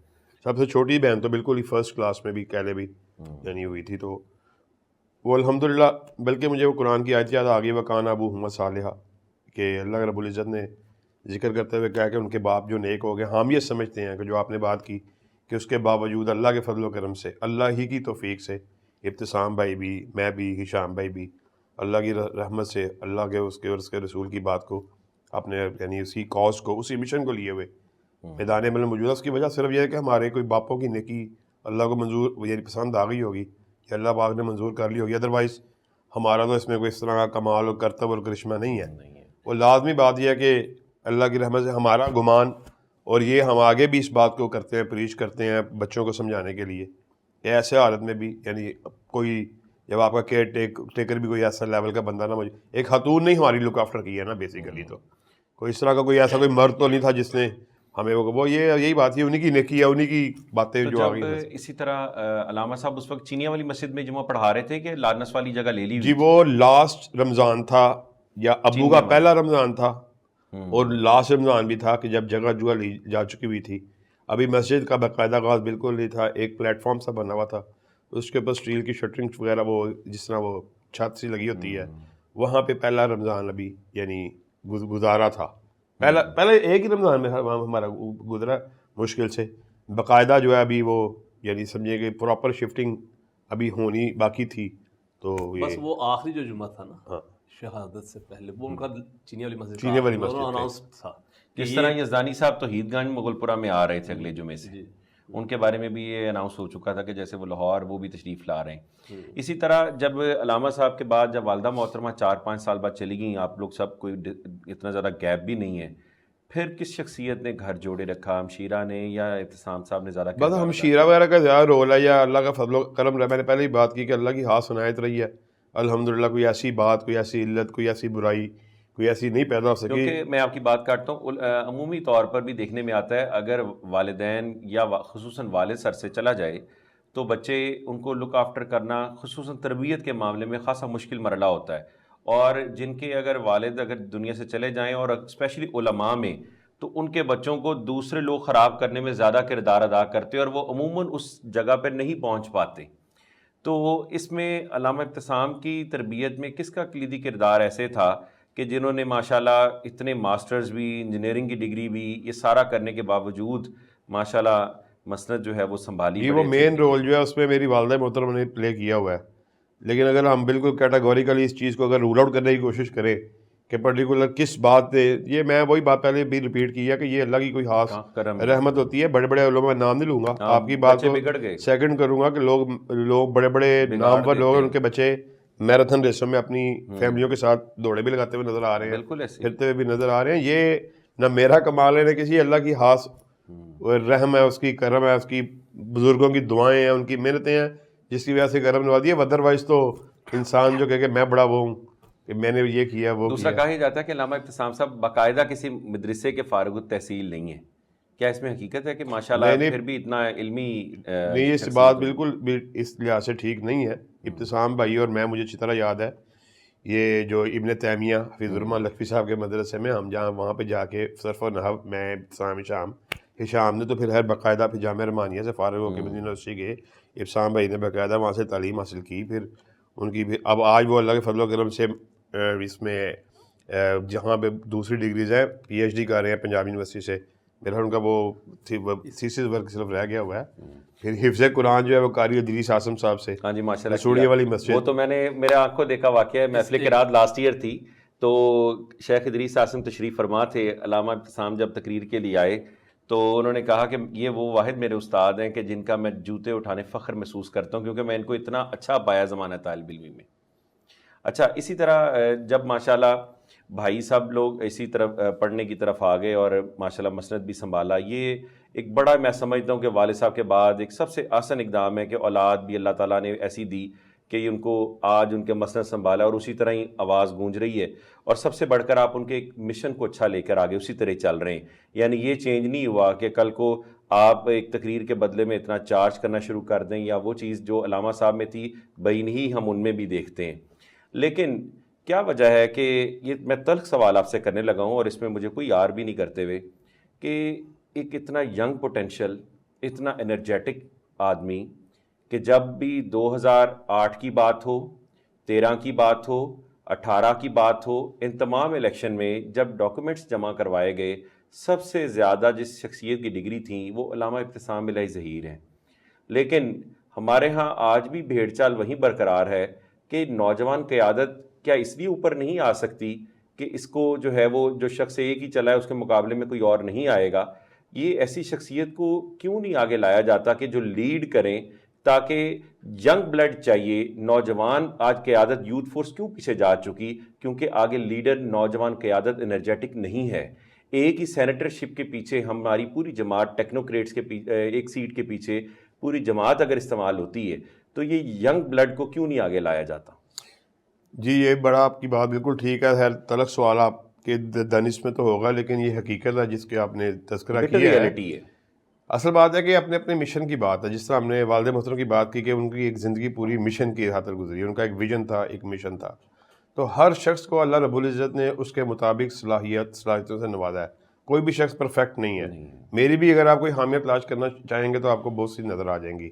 اسی طرح کسی بھی بات کو ہم اشارہ کیے بغیر بھی ہم جنرل بھی ڈسکس کریں، ان کی جو صلاحیت تھی اس کے مطابق انہوں نے جو بہتر سمجھا، اپنے وزڈم کے مطابق، اپنے اس کے مطابق وہ جماعت کو لے کے اپنے سسٹم کے مطابق چلتے رہے. جو ابتسام بھائی ہیں، آپ کی پتہ نہیں ان سے انشاءاللہ کبھی آنے والے وقت میں ضرور ملاقات ہوگی، لمبی نشست ہوگی. وہ اسی طرح اس مشن پہ بالکل کاربند اور وہ ہیں. ایسا نہیں ہے کہ ان کو موقع نہیں ملا. 2003 8 13 جن کا آپ نے تذکرہ کیا، ایون کے پچھلے الیکشن جبکہ ہم جو ہیں مرکزی ذمہ داری جس کا باقاعدہ حصہ بھی بن چکے ہیں، ہمارے یہاں ان سے الائنس بھی ہو چکا ہوا ہے. الائنس نہیں بلکہ ہم ان کا حصہ ہی ہیں، ان کے ساتھ ہی ہم وہی پلیٹ فارم، اب ہمارا پلیٹ فارم ایک ہے. اور جو لاسٹ الیکشن بھی گزرا ہے، اس بات کی کوشش کالا قیادت کی طرف سے کی گئی کہ آپ کو نون لیگ کے پلیٹ فارم سے ٹکٹ یا اس طرح کی کوئی الائنس سے ٹکٹ وہ کیوں نہ، لیکن ابتسام بھائی بھی ایک اپنے مشن کو، ایک اپنے کاز کو لے کے اس کی مطابق ہی ان کا ایک ذہن ہے اور جو بالکل صحیح ہے اور اس پہ وہ کاربند ہے. وہ کہہ رہے ہیں کہ میں اپنی پوری جو میرا ٹریک ریکارڈ ہے یا میں اپنے پورے اس میں کریکٹر میں ایسا لمبا ساری زندگی نہیں گزارنا چاہتا. کل قیامت کا دن ہو تو میں نہیں چاہتا کہ میرے نامہ اعمال میں کوئی ایسا نقطہ گزرے جو میرے لیے کویسچن مارک بن جائے. جس طرح نون کے پیٹ میں نقطہ وہ اب کسی کے لیے وہ نقطہ ہو سکتا ہے، کسی کے لیے وہ اچھا ہی. ہم اس بات بحث پہ نہیں جا رہے کہ وہ بہتر بات ہے یا وہ اچھی بات ہے، بری بات ہے. آج آپ پیپلز پارٹی کی بات کریں گے آپ کو نون لیگ اور پی ٹی آئی والے گالیاں نکال لیں گے. پی ٹی آئی کی بات کریں گے آپ کو نون لیگ والے، پیپل پارٹی والے گالیاں دیتے ہوئے نظر آئیں گے. نون کی بات کریں گے، یہ ایک علیحدہ ایشو ہے. کنٹروورسی ہر جگہ موجود ہے. آپ صرف مولوی کی بات کریں گے پھر بھی آپ کو برا بھلا کہنے والے، آپ کی محافظت کرنے والے آپ کو ہزاروں لاکھوں کی تعداد میں نظر آئے تھے. پرفیکشن آپ کو کہیں پہ نہیں، لیکن پرفیکشن وہی ہے کہ آپ اپنے مائنڈ میں بڑا کلیئر ہو. ابتسام بھائی نے کیٹاگوریکلی اس بات کو ڈیسائیڈ کر چکے ہوئے ہیں، اپنے ذہن میں بٹھا چکے ہوئے ہیں کہ وہ جب بھی الیکشن لڑیں یا ان کا وہ مذہبی یا دینی پلیٹ فارم ہو، وہ نہیں چاہتے کہ میں سیاسی. حالانکہ ایسا نہیں ہے. جس جماعت میں ہم موجود ہیں، جس طرح کہ آپ نے تذکرہ کیا کہ ایک سینٹ کی ٹکٹ وہ ایک نہیں ہے، 2 ہو گئی ہوئی ہے. ہاں جی، وہ حافظ عبد الکریم صاحب جو ہیں وہ نازمیال ہیں، ان کو ایم این اے کی ملی ہوئی ہے. نہیں وہ سینیٹر ہیں، اب وہ سینیٹر ہو چکے ہیں. پروفیسر صاحب صاحب بھی سینیٹر ہیں، وہ بھی سینیٹر ہیں، لیکن وہ اپنے ویژن کے مطابق، اپنے جو وہ سمجھتے ہیں اس کے مطابق اپنی اپنی ایبلٹیز، یہ ہر بندے کی ایبلٹیز اس کے مطابق ہے. یہ ہم اگر سوچیں کہ میرے میں ساری وہ خصوصیات آ جائیں جو ہمارے اس اسلاف میں تھی، ویسا ممکن نہیں ہے. اور جو بات آپ نے کی کہ وہ ان کی کامیابی ناکامی، یہ بھی ایسی بات بھی نہیں ہے. ہم لوگ جانتے ہیں ایسی ایسی کانسٹیچوئنسیز گزری ہیں کہ جو صرف ہم یہاں پہ مسئلہ کی بات تو ہے کر ہی نہیں رہے، جنرلائز ہم بات کر رہے ہیں، لیکن ایسی ایسی کانسٹیچوئنسیز ہمارے پاکستان میں موجود ہیں جو صرف مسئلہ کی بیس پہ بھی ہم نے ون کی ہیں اور کرتے رہے ہیں. بڑی عام اس کی مثال مولانا معین الدین لکھوی صاحب جہاں جیتتے رہے ہیں، وہ حلقہ اتنا زرخیز ہے کہ مذہبی بیلٹ ہے. اور بہت سی ہے جو فضل الرحمان وغیرہ ہیں یا جماعت اسلامی وغیرہ والے اکا دکا سیٹ لیتے ہیں، فضل الرحمان صاحب بہت زیادہ لیتے ہیں. یہ مذہبی بیلٹیں ہیں جو ہم سے وہ لیتے ہیں، جو صرف مذہب کے نام پہ یا ان کے وہ اپنے ویژن اس کے مطابق سیٹ لیتے ہیں. لیکن ایک یہ بہت بڑا جنریشن گیپ ہے، 30-35 ایئرس کا ایک گیپ ہے جو آپ نے بات کی. وہ اسی کا تسلسل نہیں ہے. 87 سے 88 میں ہم اتنے نوجوان وہ نہیں تھے. پورا ایک جنریشن گیپ ہے. وہ ایک ذہن سازی ہے، وہ ایک مشن ہے. تو میں سمجھتا ہوں کہ جتنی ان کی اب اس ٹائم انشاءاللہ جو ورک ہے ان کا حلقے میں، اور جو ان کا ویژن ہے اور اسلام اور اللہ اور اللہ، یہ نہیں ہے کہ جو دوسرے لوگ ہیں وہ اللہ رسول کی بات نہیں کرنے والے، سارے اللہ رسول کی بات کرنے والے ہیں. اپنے اپنے اینگل کے سے سوچنا، اپنا اپنا زاویہ نگاہ ہے. تو وہ حالانکہ اس جماعت میں بھی چل رہے ہیں، لیکن ان کا یہ بڑا کلیئر ان کا ویژن ہے کہ میں یا اپنے مذہب یا اپنی اسی کے نام پہ پر مذہبی دینی طبقے کے ساتھ جو ہے وہ مل کے وہ الیکشن کو میں کنٹیسٹ کرنا چاہتا ہوں. تو انشاءاللہ میرا خیال ہے کوئی اس طرح کی بات نہیں، اکیلا بندہ چلتا ہے تو بہت بڑا جو آج کارواں بن جاتا ہے. آج بھی بڑی ہینڈسم اماؤنٹ میں ان کا پچھلا رزلٹ دیکھے تو 4 ڈیجٹس میں ہم انٹر ہو چکے ہیں انشاءاللہ. ماشاء اللہ کرم کرے گا. اچھا عمر فاروق قدوسی صاحب، جس طرح جب یہ سانحہ پیش آیا، والد صاحب کو لے کر آپ اس دن گھر جب موجود تھے اور چند دن بعد جب علامہ صاحب کا بھی یہ واقعہ پیش آیا، تو اس وقت کیا کیفیت تھی کہ یعنی ایک اپنے گھر میں بھی، دوسری طرف ان کے لیڈر بھی، تو وہ آپ کے گھر میں اس وقت ابو بکر قدوسی صاحب اور دوسرے بھائی رشتہ داروں میں وہ کیا جذبات تھے، کیا کیفیت تھی کہ اپنا غم بلا کے دوسرے کا یاد آ رہا ہے، وہ کیا سلسلہ تھا اس ٹائم پر؟ بس وہ میں نے پہلے بھی بتایا نا کہ لفظوں میں مشکل ہے. سب غمزدہ تھے، کیونکہ میرے والد صاحب ینگ تھے، تصویر میں بوڑھے نظر آتے ہیں لیکن ویسے ان کی ایج زیادہ نہیں تھی، 45 کے قریب تھے وہ، اور اپنے خاندان کے بڑے تھے وہ۔ میرے ددیال میں میرے والد صاحب کی بات حرف آخر سمجھی جاتی تھی، بہت ہی احترام تھا، کیونکہ وہ پہلے عالم دین تھے اپنے گھر کے، اپنے ددیال میں سب میں پہلے عالم دین، ہمارے خاندان کے پہلے عالم دین تھے میرے والد صاحب۔ تو اس وقت جو علامہ صاحب کے یہ مخلص دوست تھے، دن رات ایک پرچار ہو رہا ہے، آنکھوں میں آنکھیں ڈال کے گفتگو ہوتی ہے، وہ 30-35 سال کا گیپ جو اب آیا، جو اس وقت اسلام کے نفاذ کی بات تھی، اب ہمیں محراب و ممبر سے ایسی آواز ہی سنائی نہیں دیتی۔ پنجابی چاہ کہتے ہیں جتھے گئی ہیں کشتیاں اتھے گئے ملاح، جتھے گئی ہیں بیڑیاں جتھے گئی ہیں بیڑیاں اتھے گئے ملا۔ اتھے گئے ملاح۔ اس مختصر سے نہیں، آپ نہیں آپ نے سمجھتے ساری کہ باتیں آگے رک نہیں گیا سلسلہ یہ؟ سب کے سامنے ہے، سب کے سامنے، ورنہ جو یہ جو جدید دور ہے، ہم کہتے ہوتے ہیں کہ اگر علامہ شہید کو یہ موجودہ جو سہولتیں دستیاب ہیں اس کا اشیر بھی ہوتا، اگر تو یہ انہوں نے اور اس طرح سوشل کچھ میڈیا کا ہوتا۔ دور ہوتا تو ہر گھر میں آواز پہنچی ہوتی۔ اس وقت تو لوگ سی ڈی کا کنسیپٹ میں کیسٹ چلتی تھی، اور وہ بھی کسی جگہ ہوگی۔ تو اب جی ہم اگر یہ تذکرہ اکثر کرتے ہیں کہ اس دور میں ہم اکثر جلسوں پہ ہوتے ہیں، خود ہفتے میں 1-2 دفعہ ضرور سفر کا اتفاق ہوتا ہے، اور ایسے ایسے جگہوں پہ جانا ہوتا ہے، حیران رہ جاتے ہیں کہ اس ٹیکنالوجی کے اعتبار سے گئے گزرے دور میں ان کا وہ کتنا کو برق رفتاری تھی، وہ کیا تھے، بجلی تھی، کیا چیز تھی، کہ ہر بندہ کہتا ہے کہ جی علامہ صاحب ہمارے پاس آئے، علامہ صاحب کے ساتھ ہمارا محبت، علامہ صاحب ہمارے گھر میں آتے تھے۔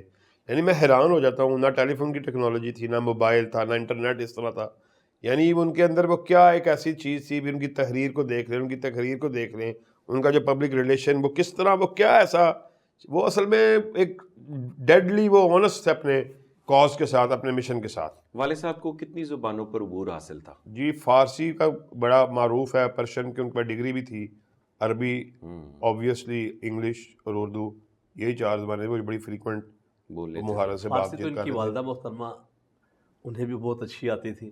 ننیال میں ہمارا فارسی کا کافی ٹرینڈ ہے، یعنی ویسے کہ بھی بھی کئی مرتبہ امی اور ابو آپس میں فارسی میں گفتگو کر رہے ہوتے تھے، یہ مجھے ابتسام بھائی نے بات بتائی۔ تو والد گرامی کی ایسی تصانیف جن کو آپ سمجھتے ہیں کہ وہ واقعی، ویسے تو ان کی ہر ایک کتاب ایک حیثیت رکھتی ہے، کون سی ایسی تصانیف ہے جن کو آپ سمجھتے ہیں کہ وہ عرب و عجم میں ایک حرف آخر کی معنی جو فرق کے موضوع پہ انہوں نے اپنی ان کی کتابیں لکھی ہیں نا، ان کو آج بھی عرب ممالک میں اتھارٹی سمجھا جاتا ہے۔ آج بھی آپ عرب جو جتنے جید علماء اور شیوخ ہیں، ان کی آپ تقاریر کو، ان کی تحریر کو اٹھا لیں، کچھ فرق کے اوپر جو ان کی کتابیں لکھی گئی ہیں، وہ ان کو اس میں اتھارٹی سمجھتے ہیں، حرف آخر حق سمجھتے نواز ہیں۔ جنگوی کہا کرتے تھے کہ ہمیں تو اگر ہم نے جنگ لڑی ہے نا تو اس کا راستہ ہمیں احسان علیہ زہیر نے دکھایا وہی ہے۔ کہہ رہا ہوں کہ وہ آج بھی اتھارٹی سمجھتے ہیں، بلکہ بعض یونیورسٹیز میں، ایون کہ مدینہ یونیورسٹی میں بھی بڑے عرصے تک، اور شاید ابھی بھی ان کے کورس میں وہ بکس شامل ہیں کہ جو پڑھائی جاتی ہیں۔ تو ساری کی ساری تصانیف ان کی ایک اتھارٹی کی حیثیت سے رکھتی ہیں۔ مجھے آج بھی وہ آپ کی بات سن کے یاد آ گئی، وہ ایک کتاب انہوں نے لکھی پاکستان میں، بڑی معروف، اس وقت کے وزیر اعلیٰ نے کہا کہ جو اس کا جواب دے گا اسلام آباد میں اس کو پلاٹ، بڑا اس کو انعام اور وہ آج 35 سال ہو گئے ہیں ہمیں اس کے جواب کا انتظار کرتے ہوئے، ابھی تک تو ہمیں اس کا نہیں آیا۔ جواب ابھی نہیں آیا۔ ان کی جو 2 کتابیں ہیں نا، خاص طور پہ جو کلیدی کتابیں، ایک القادیانیہ، اشیاء و سننا، دوسری الاسماعیلیہ۔ صحیح۔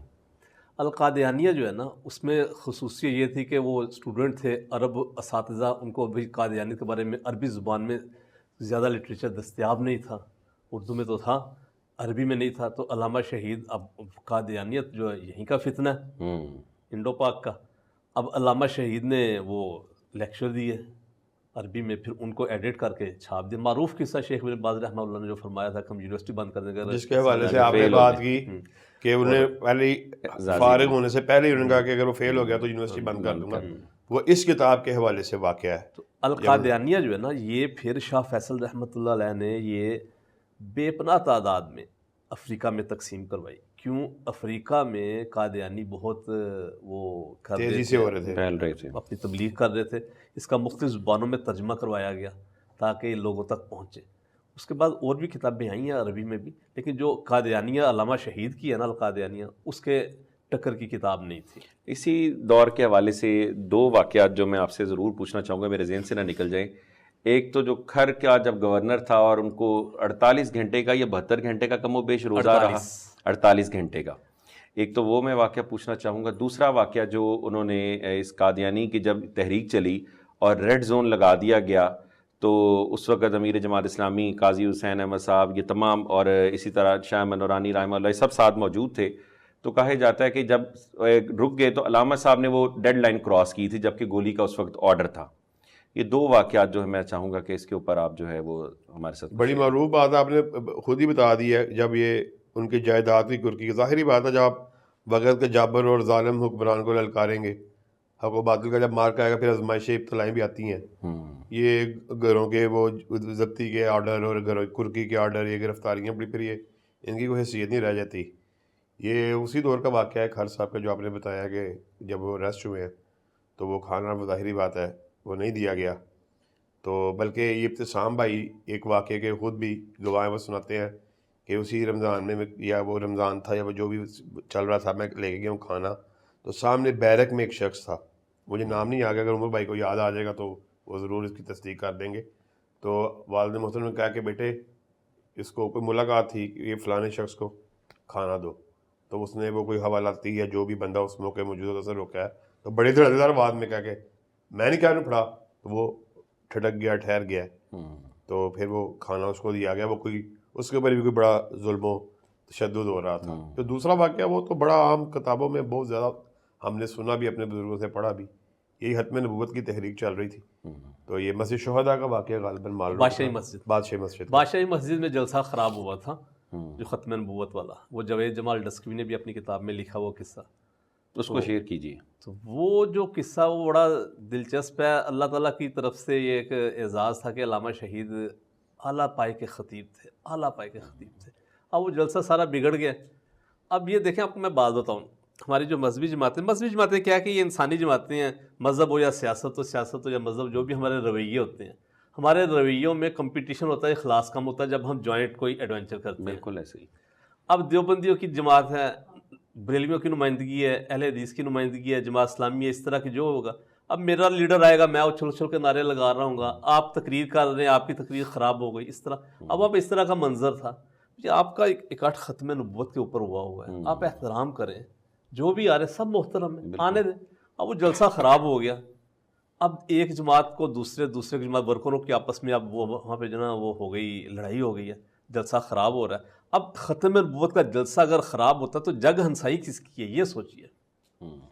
اس وقت علامہ شہید رحمۃ اللہ علیہ مائک پہ آئے ہیں، منٹوں میں نہیں سیکنڈوں میں جلسہ کنٹرول کر لیا. اور اس وقت مولانا یوسف بنوری وہ بھی اس جلسے میں تھے، بہت بڑے عالم تھے، وہ بڑے دیکھ کے حیران ہوئے. اور وہ مولانا شاہ احمد درانی کا آپ نے ذکر کیا، سید ابو العلا المودودی تھے، وہ تھے، مفتی محمود تھے. یعنی اس پائے کی قیادت پاکستان میں اہل سنت کی، اس پائے کی قیادت اس جلسے میں موجود تھی ختم نبوت کے مسئلے پہ.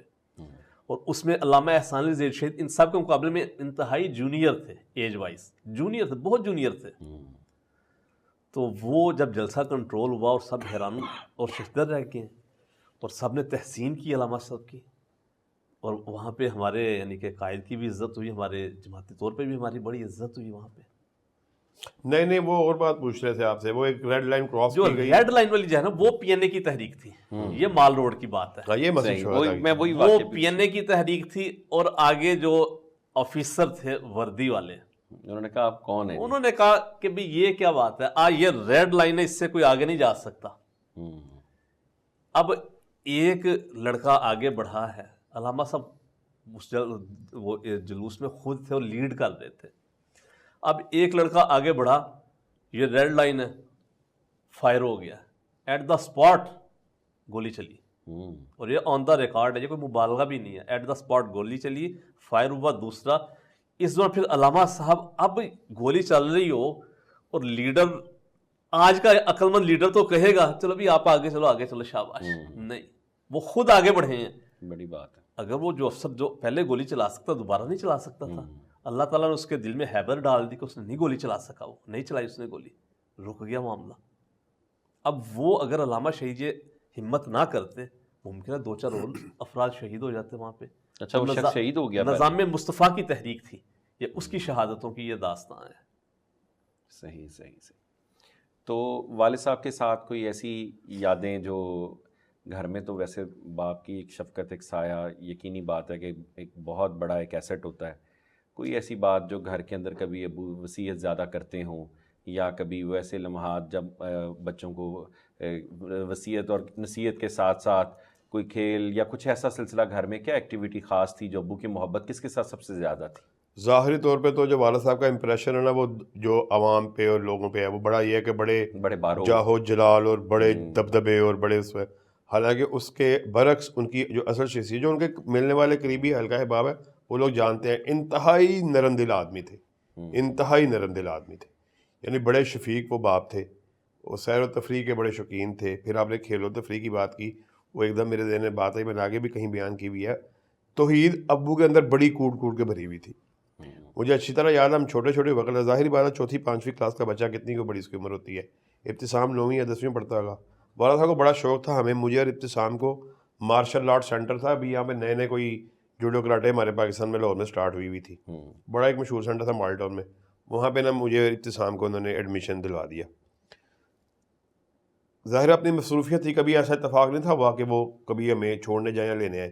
ایک دن ایسی بات ہوئی کہ وہ کہیں سے آ رہے تھے، وہ ڈرائیور ہمیں جو پک کرتا وہ نہیں آئے، آپ خود ہی ہمیں لینے کے لیے آ گئے۔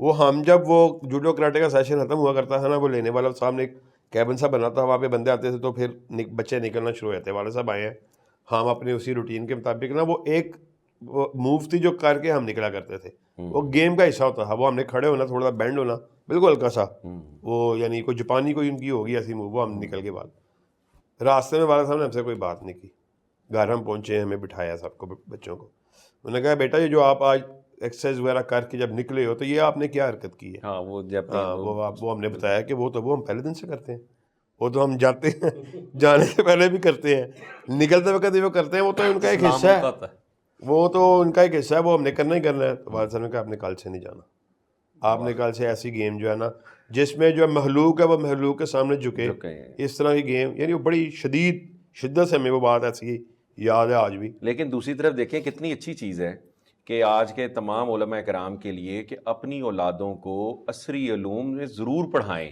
اچھے سکولز میں۔ کریسنٹ آج بھی ایک سمبل ہے لاہور میں، تو اس وقت آپ کو ماشاءاللہ انہوں نے کسی جگہ پیچھے نہیں رہنے ہاں، دین جو ہے وہ اس چیزوں میں رکاوٹ ہرڈل نہیں بنتی، کبھی بنتی تھی، بلکہ مجھے یاد آ گیا بات پوری واقعہ اس طرح تھا، آپ نے کہا آپ نے ویسے ہی انٹر ہونا ہے، صبح ابو نے کہا آپ نے گیم میں جانا نا، آپ نے ویسے ہی انٹر ہونا ہے، آپ نے استاد کو کہنا ہے کہ یہ بری بات ہے، اللہ کے سامنے انسان کو جھکنا چاہیے، آپ کے سامنے میں نہیں جھکوں گا۔ ہم جناب والد صاحب کا حکم تھا، ہم ایسے ہی گھس گئے، مجھے اچھی طرح یاد ہے، ہمیں اچھی بڑی پنشمنٹ ملی، پھر ہم نے آ کے بتایا کہ اس سے تو بڑا میں پنش کیا ہے، تو آپ نے کہا، ابو نے کہا پھر آپ نے بیٹا کل سے نہیں جانا، یہ کام جو ہے وہ جو مطلب یہ اس طرح کی چیزیں جو آپ کی تربیت میں بڑی پھر لانگ لائف چلتی ہیں۔ گھر میں سب سے زیادہ باپ کا عموماً پیار بیٹیوں سے ہوتا ہے، ہر بچہ یہ کہا کہ مجھ سے زیادہ پیار تھا، لیکن یہ ویسے عام معروف بھی ہے، میرے سے زیادہ ان کی شفقت تھی۔ کچھ اس طرح کی بات تھی کہ جو کام بچے بہن بھائی نہیں تھے کہتے وہ مجھ سے کروا دیا کرتے تھے۔ لیکن حشام صاحب کی شکل بہت ملتی ہے۔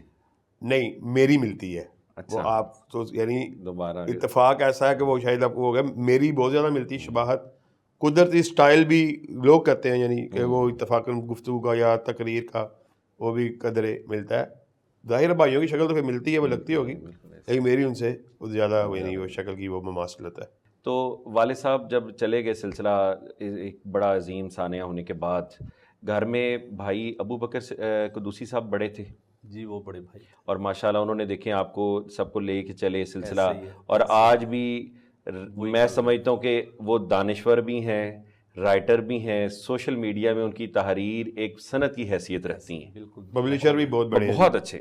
اور میں آپ کو بتاؤں کہ موقع کی مناسبت سے لکھنا، اور میں ہمیشہ غائبانہ، آج سے تو چلے ان کے ساتھ کافی پروگرام ہوئے نا، ادروائز نہیں تو میں جب فیس بک پہ دیکھنا یا تحریر کوئی کاپی پیسٹ کرتا یا شیئر کرتا تھا، تو وہ واقعی موقع کی مناسبت سے اس واقعے کو آنکھوں دیکھا حال پرو دیتے ہیں۔ تو آپ کے لیے سورس آف انسپریشن کون سی ایسی شخصیت تھی والد گرامی اور علامہ احسان علیہ شہید کے بعد گھر میں، جنہوں نے آپ کو ساتھ لے کے لیڈ کیا، اور یہ سارا سلسلہ آپ بھی ماشاءاللہ اسی سے جڑے؟ اور خاص طور پہ میں آپ سے پوچھنا چاہوں گا، جو کتاب آپ نے لکھی تھی اس کا نام، ٹائٹل کیا تھا؟ پبلش نہیں چل جائے کہ ہو سکی، اس حوالے سے بھی ذرا بتائیے۔ وہ کتاب کا نام تو نا 11:37:19 ایگزیکٹ اس ٹائم پہ حادثہ بم بلاسٹ ہوا نا 11:37:19۔ میرے والد کے گھر میں وہ ہاتھ میں نا گھڑی تھی، صحیح، وہ گھڑی پہنتے تھے. گھڑی جو تھی جب ہمیں گھڑی واپس ملی اس کے اوپر ٹائم تھا 11:37:19 پہ وہ گھڑی رکی ہوئی تھی. اور دلچسپ بات یہ کہ یہ گھڑی تھوڑے دن پہلے نا علامہ شہید آئے تھے باہر سے تو انہوں نے میرے والد صاحب کو تحفہ دی تھی. اور وہ گھڑی کا وقت امر ہو گیا تھا. ہاں جی. تو گھڑی آج بھی محفوظ ہے کہ نہیں؟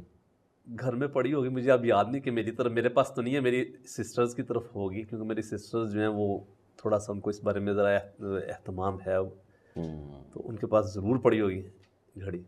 یقین جانے کہ آج کی نشست جو ہے وہ اتنا ایک ہمارا ماضی جو ایک اتنا تابناک ماضی ہے وہ ریوائیو ہوا, اور ایسے لگتا ہے کہ جیسے ہم اس منظر کو آنکھوں سے دیکھ رہے ہیں, نہ صرف کہ ہم ویڈیوز کی صورت میں بلکہ ایسے جیسے سامنے دیکھ رہے ہیں. دل تو نہیں چاہتا کہ یہ گفتگو جو ہے وہ کوئی مکمل کی جائے یا اس کو اختتام کی طرف لے جایا جائے, لیکن وقت بھی اس چیز کی جو ہے اس کا تقاضا کرتا ہے. کوئی ایسا پیغام جو آپ دینا چاہیں موجودہ علماء کرام کو, خاص طور پر کہ علامہ صاحب کا نام لینا تو بہت آسان ہے, بہت سارے لوگ ان کے نام کا, میں معذرت سے ساتھ کہوں گا, چورن بھی بیچتے ہیں کہ اپنی تقریر کے اندر درد پیدا کرنے کے لیے چورن بھی بیچتے ہیں, لیکن یہ بھول جاتے ہیں کہ ان کا طریقہ کار کیا تھا. وہ آیات بیچتے نہیں تھے, اور ان کی بات آج بھی ہم جنہوں نے دیکھا نہیں, ان کے بعد آنے والے لوگ, ان کے بھی دل میں اترتی ہے. تو ان کے لیے اور خصوصاً عام دیکھنے والے لوگوں کے لیے جو آپ کو پیغام دینا چاہتے ہیں. میں یہ سمجھتا ہوں کہ سب کے دیکھنے والوں کے لیے یہ پیغام ہے کہ جو علامہ شہید اکثر اپنی تقاریر میں کہا کرتے تھے کہ اگر ہمیں احساس ذوق ہو جائے تو دنیا کی کوئی جماعت, دنیا کا کوئی گروہ پھر ہمارا مقابلہ نہیں کر سکتا. ہمیں چاہیے کہ وہ مشن جس کے لیے انہوں نے اپنی پوری زندگیوں کو صرف کیا, وہ جو پیغام جو انہوں نے ہم تک پہنچایا, ہم بڑے مخلص ہو کے اپنے کاز سے اگر ہو جائیں تو وہ پھر بات جو ہے, جو ان کے کہے ہوئے الفاظ ہیں, وہ پھر یہ بات دور نہیں ہے کہ ان کی بات جو ہے پورا ہو جائے. اور آخر میں جو میں کہتا ہوں اپنے کاز سے مخلص ہوتا ہے, وہ شاعر نے بڑا خوبصورت انداز میں اس کو بیان کیا ہے کہ جس دھج سے کوئی مقتل میں گیا وہ شان سلامت رہتی ہے, یہ جان تو آنی جانی ہے, اس جان کی کوئی بات نہیں. بہت خوب. عمر فاروق قدوسی صاحب, آپ کچھ کہنا چاہیں گے؟ اس میں یہ آپ کی وہ پہلی والی بات, وہ سوال ادھورا جواب رہ گیا. میرے والد صاحب کی شہادت کے بعد میری والدہ محترمہ اللہ تعالیٰ نے غریق رحمت فرمائی, انتہائی جوان عمری کی بیوی تھی. انہوں نے طویل عرصہ یہ گزارا بڑی ہمت کے ساتھ. ہم چھوٹے چھوٹے تھے, چھوٹے بھائی, چھوٹے بہت, تو بالکل ابھی بالکل چھوٹے بچے تھے وہ, تو سب گھر کو لے کے چلے. میرے ددیال, میرے ننیال, الحمدللہ بہت زیادہ ان لوگوں نے ہم سے اچھا برتاؤ رکھا, سروں پہ, ہمارے سروں پہ دست شفقت رکھا. ہمارے اعزاء و اقارب جو تھے, میرے چچا, تایا, ماموں, یہ لوگ. ابوبکر بھائی نے کام سنبھالا, دکان پہ وہ جاتے تھے, میں بھی ساتھ تھا, لیکن مین وہی تھے. اور ساتھ ساتھ کتاب کے حوالے سے بھی ذرا بتائیے کہ کل شہداء کتنے تھے اس سانے کے اندر؟ اس میں 11 افراد تھے, اور جو زخمی تھے وہ درجنوں تھے. کیمرہ مین بھی اس میں ایک شہید ہوئے تھے جو ویڈیو یعنی جو ریکارڈنگ کر رہے تھے. وہ تھے, ان کے ساتھ ان کے برادر نسبتی تھے. شیخ احسان اللہ صاحب جو صدر جلسہ تھے وہ تھے, اور محمد خان نجیب صاحب تھے, محمد خان نجیب اہل حدیث یوتھ فورس کے صدر تھے. علامہ شہید کا بہت ہی ان کے اوپر اعتماد تھا, بڑا پیار تھا. علامہ شہید کے جو انتہائی قریبی نوجوانوں میں نا, جس کو کہیں کہ ابتسام سے محبت باپ بیٹے والی ہوگی, بہت ہوگی, لیکن جو محبت ان کی نوجوانوں میں محمد خان نجیب اور قاضی عبدالقدیر خاموش صاحب کے ساتھ تھی نا, ایسی کسی کے ساتھ نہیں تھی. ان دو کے ساتھ تیسرا میرا نہیں خیال کہ کوئی اور تھا. ہوں گے اور بھی ہیں, لیکن قاضی صاحب کے بارے میں اب یہ چونکہ ہم اختتام کی طرف جا رہے ہیں, یہ سوال آخری میرے ذہن سے نکل نہ جائے کہ یہ عبدالقدیر خاموش صاحب کے بارے میں کہا جاتا ہے یہ اس دن موقع سے غائب تھے, اور شہادت کے دن یہ رات یا اگلے دن یہ دوستوں کے ساتھ ہوٹل میں کھانا بھی کھا رہے تھے. پھر کچھ شخصیات نے ان کے اوپر ان کو شاید یہ بھی الزام ٹھہرایا کہ شاید یہ دھماکہ کروانے والوں میں یا کسی فیسیلیٹیٹر ہیں. یہ کیا ایسی حقیقت کا کوئی تعلق ہے اس سے؟ میری جو کتاب آئے گی نا 11:37:19، اس میں اس پہ میں نے لکھ چکا ہوں, ڈیٹیل کے ساتھ لکھا ہے. بس اختصار کے ساتھ. اختصار صرف یہ ہے کہ میں نے پہلے بھی عرض کیا کہ بہت سے معاملے روز محشر فیصل ہوں گے. ایک تو یہ چیز ہے. دوسری بات یہ ہے, قاضی عبدالقدیر خاموش صاحب کے ماموں علامہ صاحب کے بہت ہی معتمد ساتھی تھے. وہ مشیت الہی سے وہ فوت ہو گئے اس دن. اب قاضی صاحب جلسہ گاہ میں بھی آئے ہوئے تھے, دن میں ہمارے ساتھ تھے وہاں پہ. ٹھیک ہے. اب عامر ہوٹل میں قاضی صاحب کے جو ماموں کی فیملی تھی وہ عامر ہوٹل کچہری کے پاس وہاں پہ وہ لوگ ٹھہرے ہوئے تھے. میو ہاسپٹل میں قاضی صاحب کے ماموں وہ داخل تھے, بیمار چل رہے تھے. اب ان کی وفات ہو گئی. اب جب ان کی وفات ہوئی انہیں جلسے میں اس چیز کی خبر ملی, پھر جانا ہی تھا ظاہر. انتظامات جب ہو رہے تھے تو انہوں نے علامہ صاحب کو بتایا کہ اب میرے لیے کیا حکم ہے. فرمایا تم جاؤ اور علامہ صاحب طے کر دیں کہ جنازے کا ٹائم تم نے کیا رکھنا ہے. صبح میں پہنچوں گا جنازہ میں نے خود پڑھانا ہے, جبکہ علامہ شہید جنازے پڑھانے سے گریز کرتے تھے. تبھی ہوتے معاملہ قدرے گریز کرتے تھے. لیکن وہاں پہ قاضی صاحب کو علامہ صاحب نے خود کہا کہ تم نے جنازے کا یہ ٹائم رکھنا ہے اور میں نے خود جنازہ پڑھانا ہے, یہ خیال رکھنا ہے. اور تم جاؤ اپنا میت وصول کرو اور ساتھ تمہاری فیملی آئی ہوئی ان لوگوں کو ارینج کیا کہ جاؤ تم واپس چلے جاؤ. گجرات سے آگے ان کا گاؤں ہے. تو وہ تو ایک اللہ تعالیٰ کی طرف سے یہ معاملہ ہو گیا. اب اس کے بعد اس طرح کی بات کرنا, یہ بات جب چلی تھی نا ہمارا کیس خراب ہو گیا تھا قانونی طور پہ. ویسے تو پہلے بھی اس میں کوئی تفتیش ہوا, جب بھی تفتیش ہوتی تھی تفتیشی ٹیمیں ہوتی تھیں, ہمیں بلایا جاتا تھا, ہم لوگ جاتے تھے. اینڈ پہ مجھے بڑی اچھی طرح یاد ہے ایک بار ایک بڑا اعلیٰ افسر اسے صاف کہہ دیا, اس نے کہا یار ہم کیا کریں, جو تفتیش ہوتی ہے اس میں کھرا جاتا ہے گورنمنٹ کے گھر کی طرف. اس نے ایک بڑا نام لیا کہ ان کے گھر کی طرف کھرا جاتا ہے.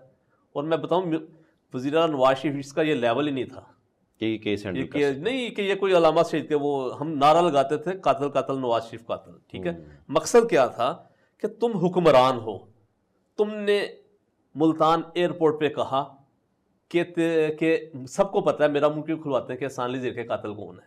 ہم کہتے ہیں کہ ٹھیک ہے ہمیں نہیں پتا, ہمیں بتا دو کون قاتل ہے. ویسے بھی شرعی طور پہ حکومت ذمہ دار ہے, حکومت ذمہ دار, ہم یہ کہتے حضرت عمر نے کہا کہ میرے ورنہ علامہ شہید کی سازش میاں نواز شریف صاحب سے بہت اونچے لیول کی تھی, بہت ہی اونچے لیول کی تھی. ٹھیک ہے, اب ہمیں وہ اداروں والے یہی کہتے تھے کہ بھی ہم اس سے آگے ہمارے پر جلتے ہیں. لیکن وہ کتاب کے اندر وہ تانے بانے لکھے ہیں کہ کہاں تک جاتا تھا وہ کھرا اس کا؟ نہیں جی, اب ہر چیز لکھنا مشکل ہے. میں نے بتایا کہ روز محشر کئی باتیں فیصلہ ہو جائیں گی. لیکن کوئی اشارہ دے دیجئے کہ کہاں تک یہ سلسلہ جاتا تھا. دیکھ لیں علامہ شہید کی شہادت کے ساتھ فائدہ کن کو پہنچا. وہ کتاب و سنت کی دعوت ایک تحریک تھی. دیکھیں میں آپ کو ایک بات بتاؤں, یہ جو بات ہے نا سوچنے سمجھنے اور نقطے والی بات ہے. علامہ شہید کی ذات سے اگر مسئلہ ہوتا نا, وہ شادمند کالونی اپنی کوٹھی سے نکلتے, قریب والے چوک میں جاتے, ذرا آگے لارنس گارڈن جاتے, راستے میں کسی جگہ پہ جلسے پہ آتے جاتے ان کو نشانہ بنایا جا سکتا تھا. قیادت اڑانی تھی, قیادت اڑانی تھی. علامہ شہید کے ساتھ مولانا حبیب الرحمن یزدانی صاحب تھے, بے مثال جوڑی تھی اہل حدیث کی سٹیج کی. میرے والد گرامی علامہ شہید کے انتہائی معتمد ترین رفقا میں سے تھے, جو اہل حدیث اسکول آف تھاٹ جو ایک فکری ساتھی تھے علامہ شہید, وہ تھے. اب یوتھ فرس کی قیادت محمد خان نجیب, عبدالقدیر خاموش صاحب, یہ دو تھے. اب عبدالقدیر خاموش صاحب قائد صاحب ان کا معاملہ اللہ تعالیٰ کی طرف سے ہو گیا کہ وہ فوتگی کی وجہ سے چلے گئے. محمد خان نجیب تھے. یعنی وہ پوری جماعت کا جو ایک ٹیمپو چل رہا تھا نا, وہ جو ایک فلائٹ اڑ رہی تھی 37,000 فٹ سے بھی بلند پرواز, وہ ڈاؤن فال ہو گیا. اب جو لوگ سازشی تھے ان کو تکلیف علامہ صاحب سے ہی ہوگی, لیکن انہوں نے ایک تیر سے ایک شکار نہیں کیا, انہوں نے پورا جماعت کا شکار کیا. باقی حالات آپ کے سامنے, باقی سب تاریخ کے سامنے ہیں. اللہ تعالیٰ جی ان سب کے جو درجات بلند فرمائے, اور جس جگہ وہ لیٹے ہیں ایسے ہی جنت البقیع میں تمام جو لوگ جو یہ ایک بڑی ایک عظیم میں سمجھتا ہوں شہادت ہے کہ آپ کو صحابہ کا قرب مل جائے اور آپ جنت میں داخل ہونے والے پہلے لوگوں میں شامل ہو جائیں. بہت شکریہ آپ کے وقت کا بھی. اور ناظرین, آپ نے جو یقیناً پروگرام آج آپ کے لیے اس حوالے سے یہ 35 سال قبل ساری یادیں تازہ کر گیا, اور بہت کچھ دیکھنے سننے سیکھنے کو ملا. اور اسی دعا اور امید کے ساتھ کہ اللہ تعالیٰ پاکستان کو امن کا گہوارہ بنائے, اور ہمارے جو علماء کرام موجود ہیں ان کو اپنے اسلاف کے طرز عمل پر چلنے کی اور قرآن و سنت پر چلنے کی توفیق عطا فرمائے. افتخار خان کو دیجیے اجازت. اللہ حافظ و ناصر. السلام علیکم.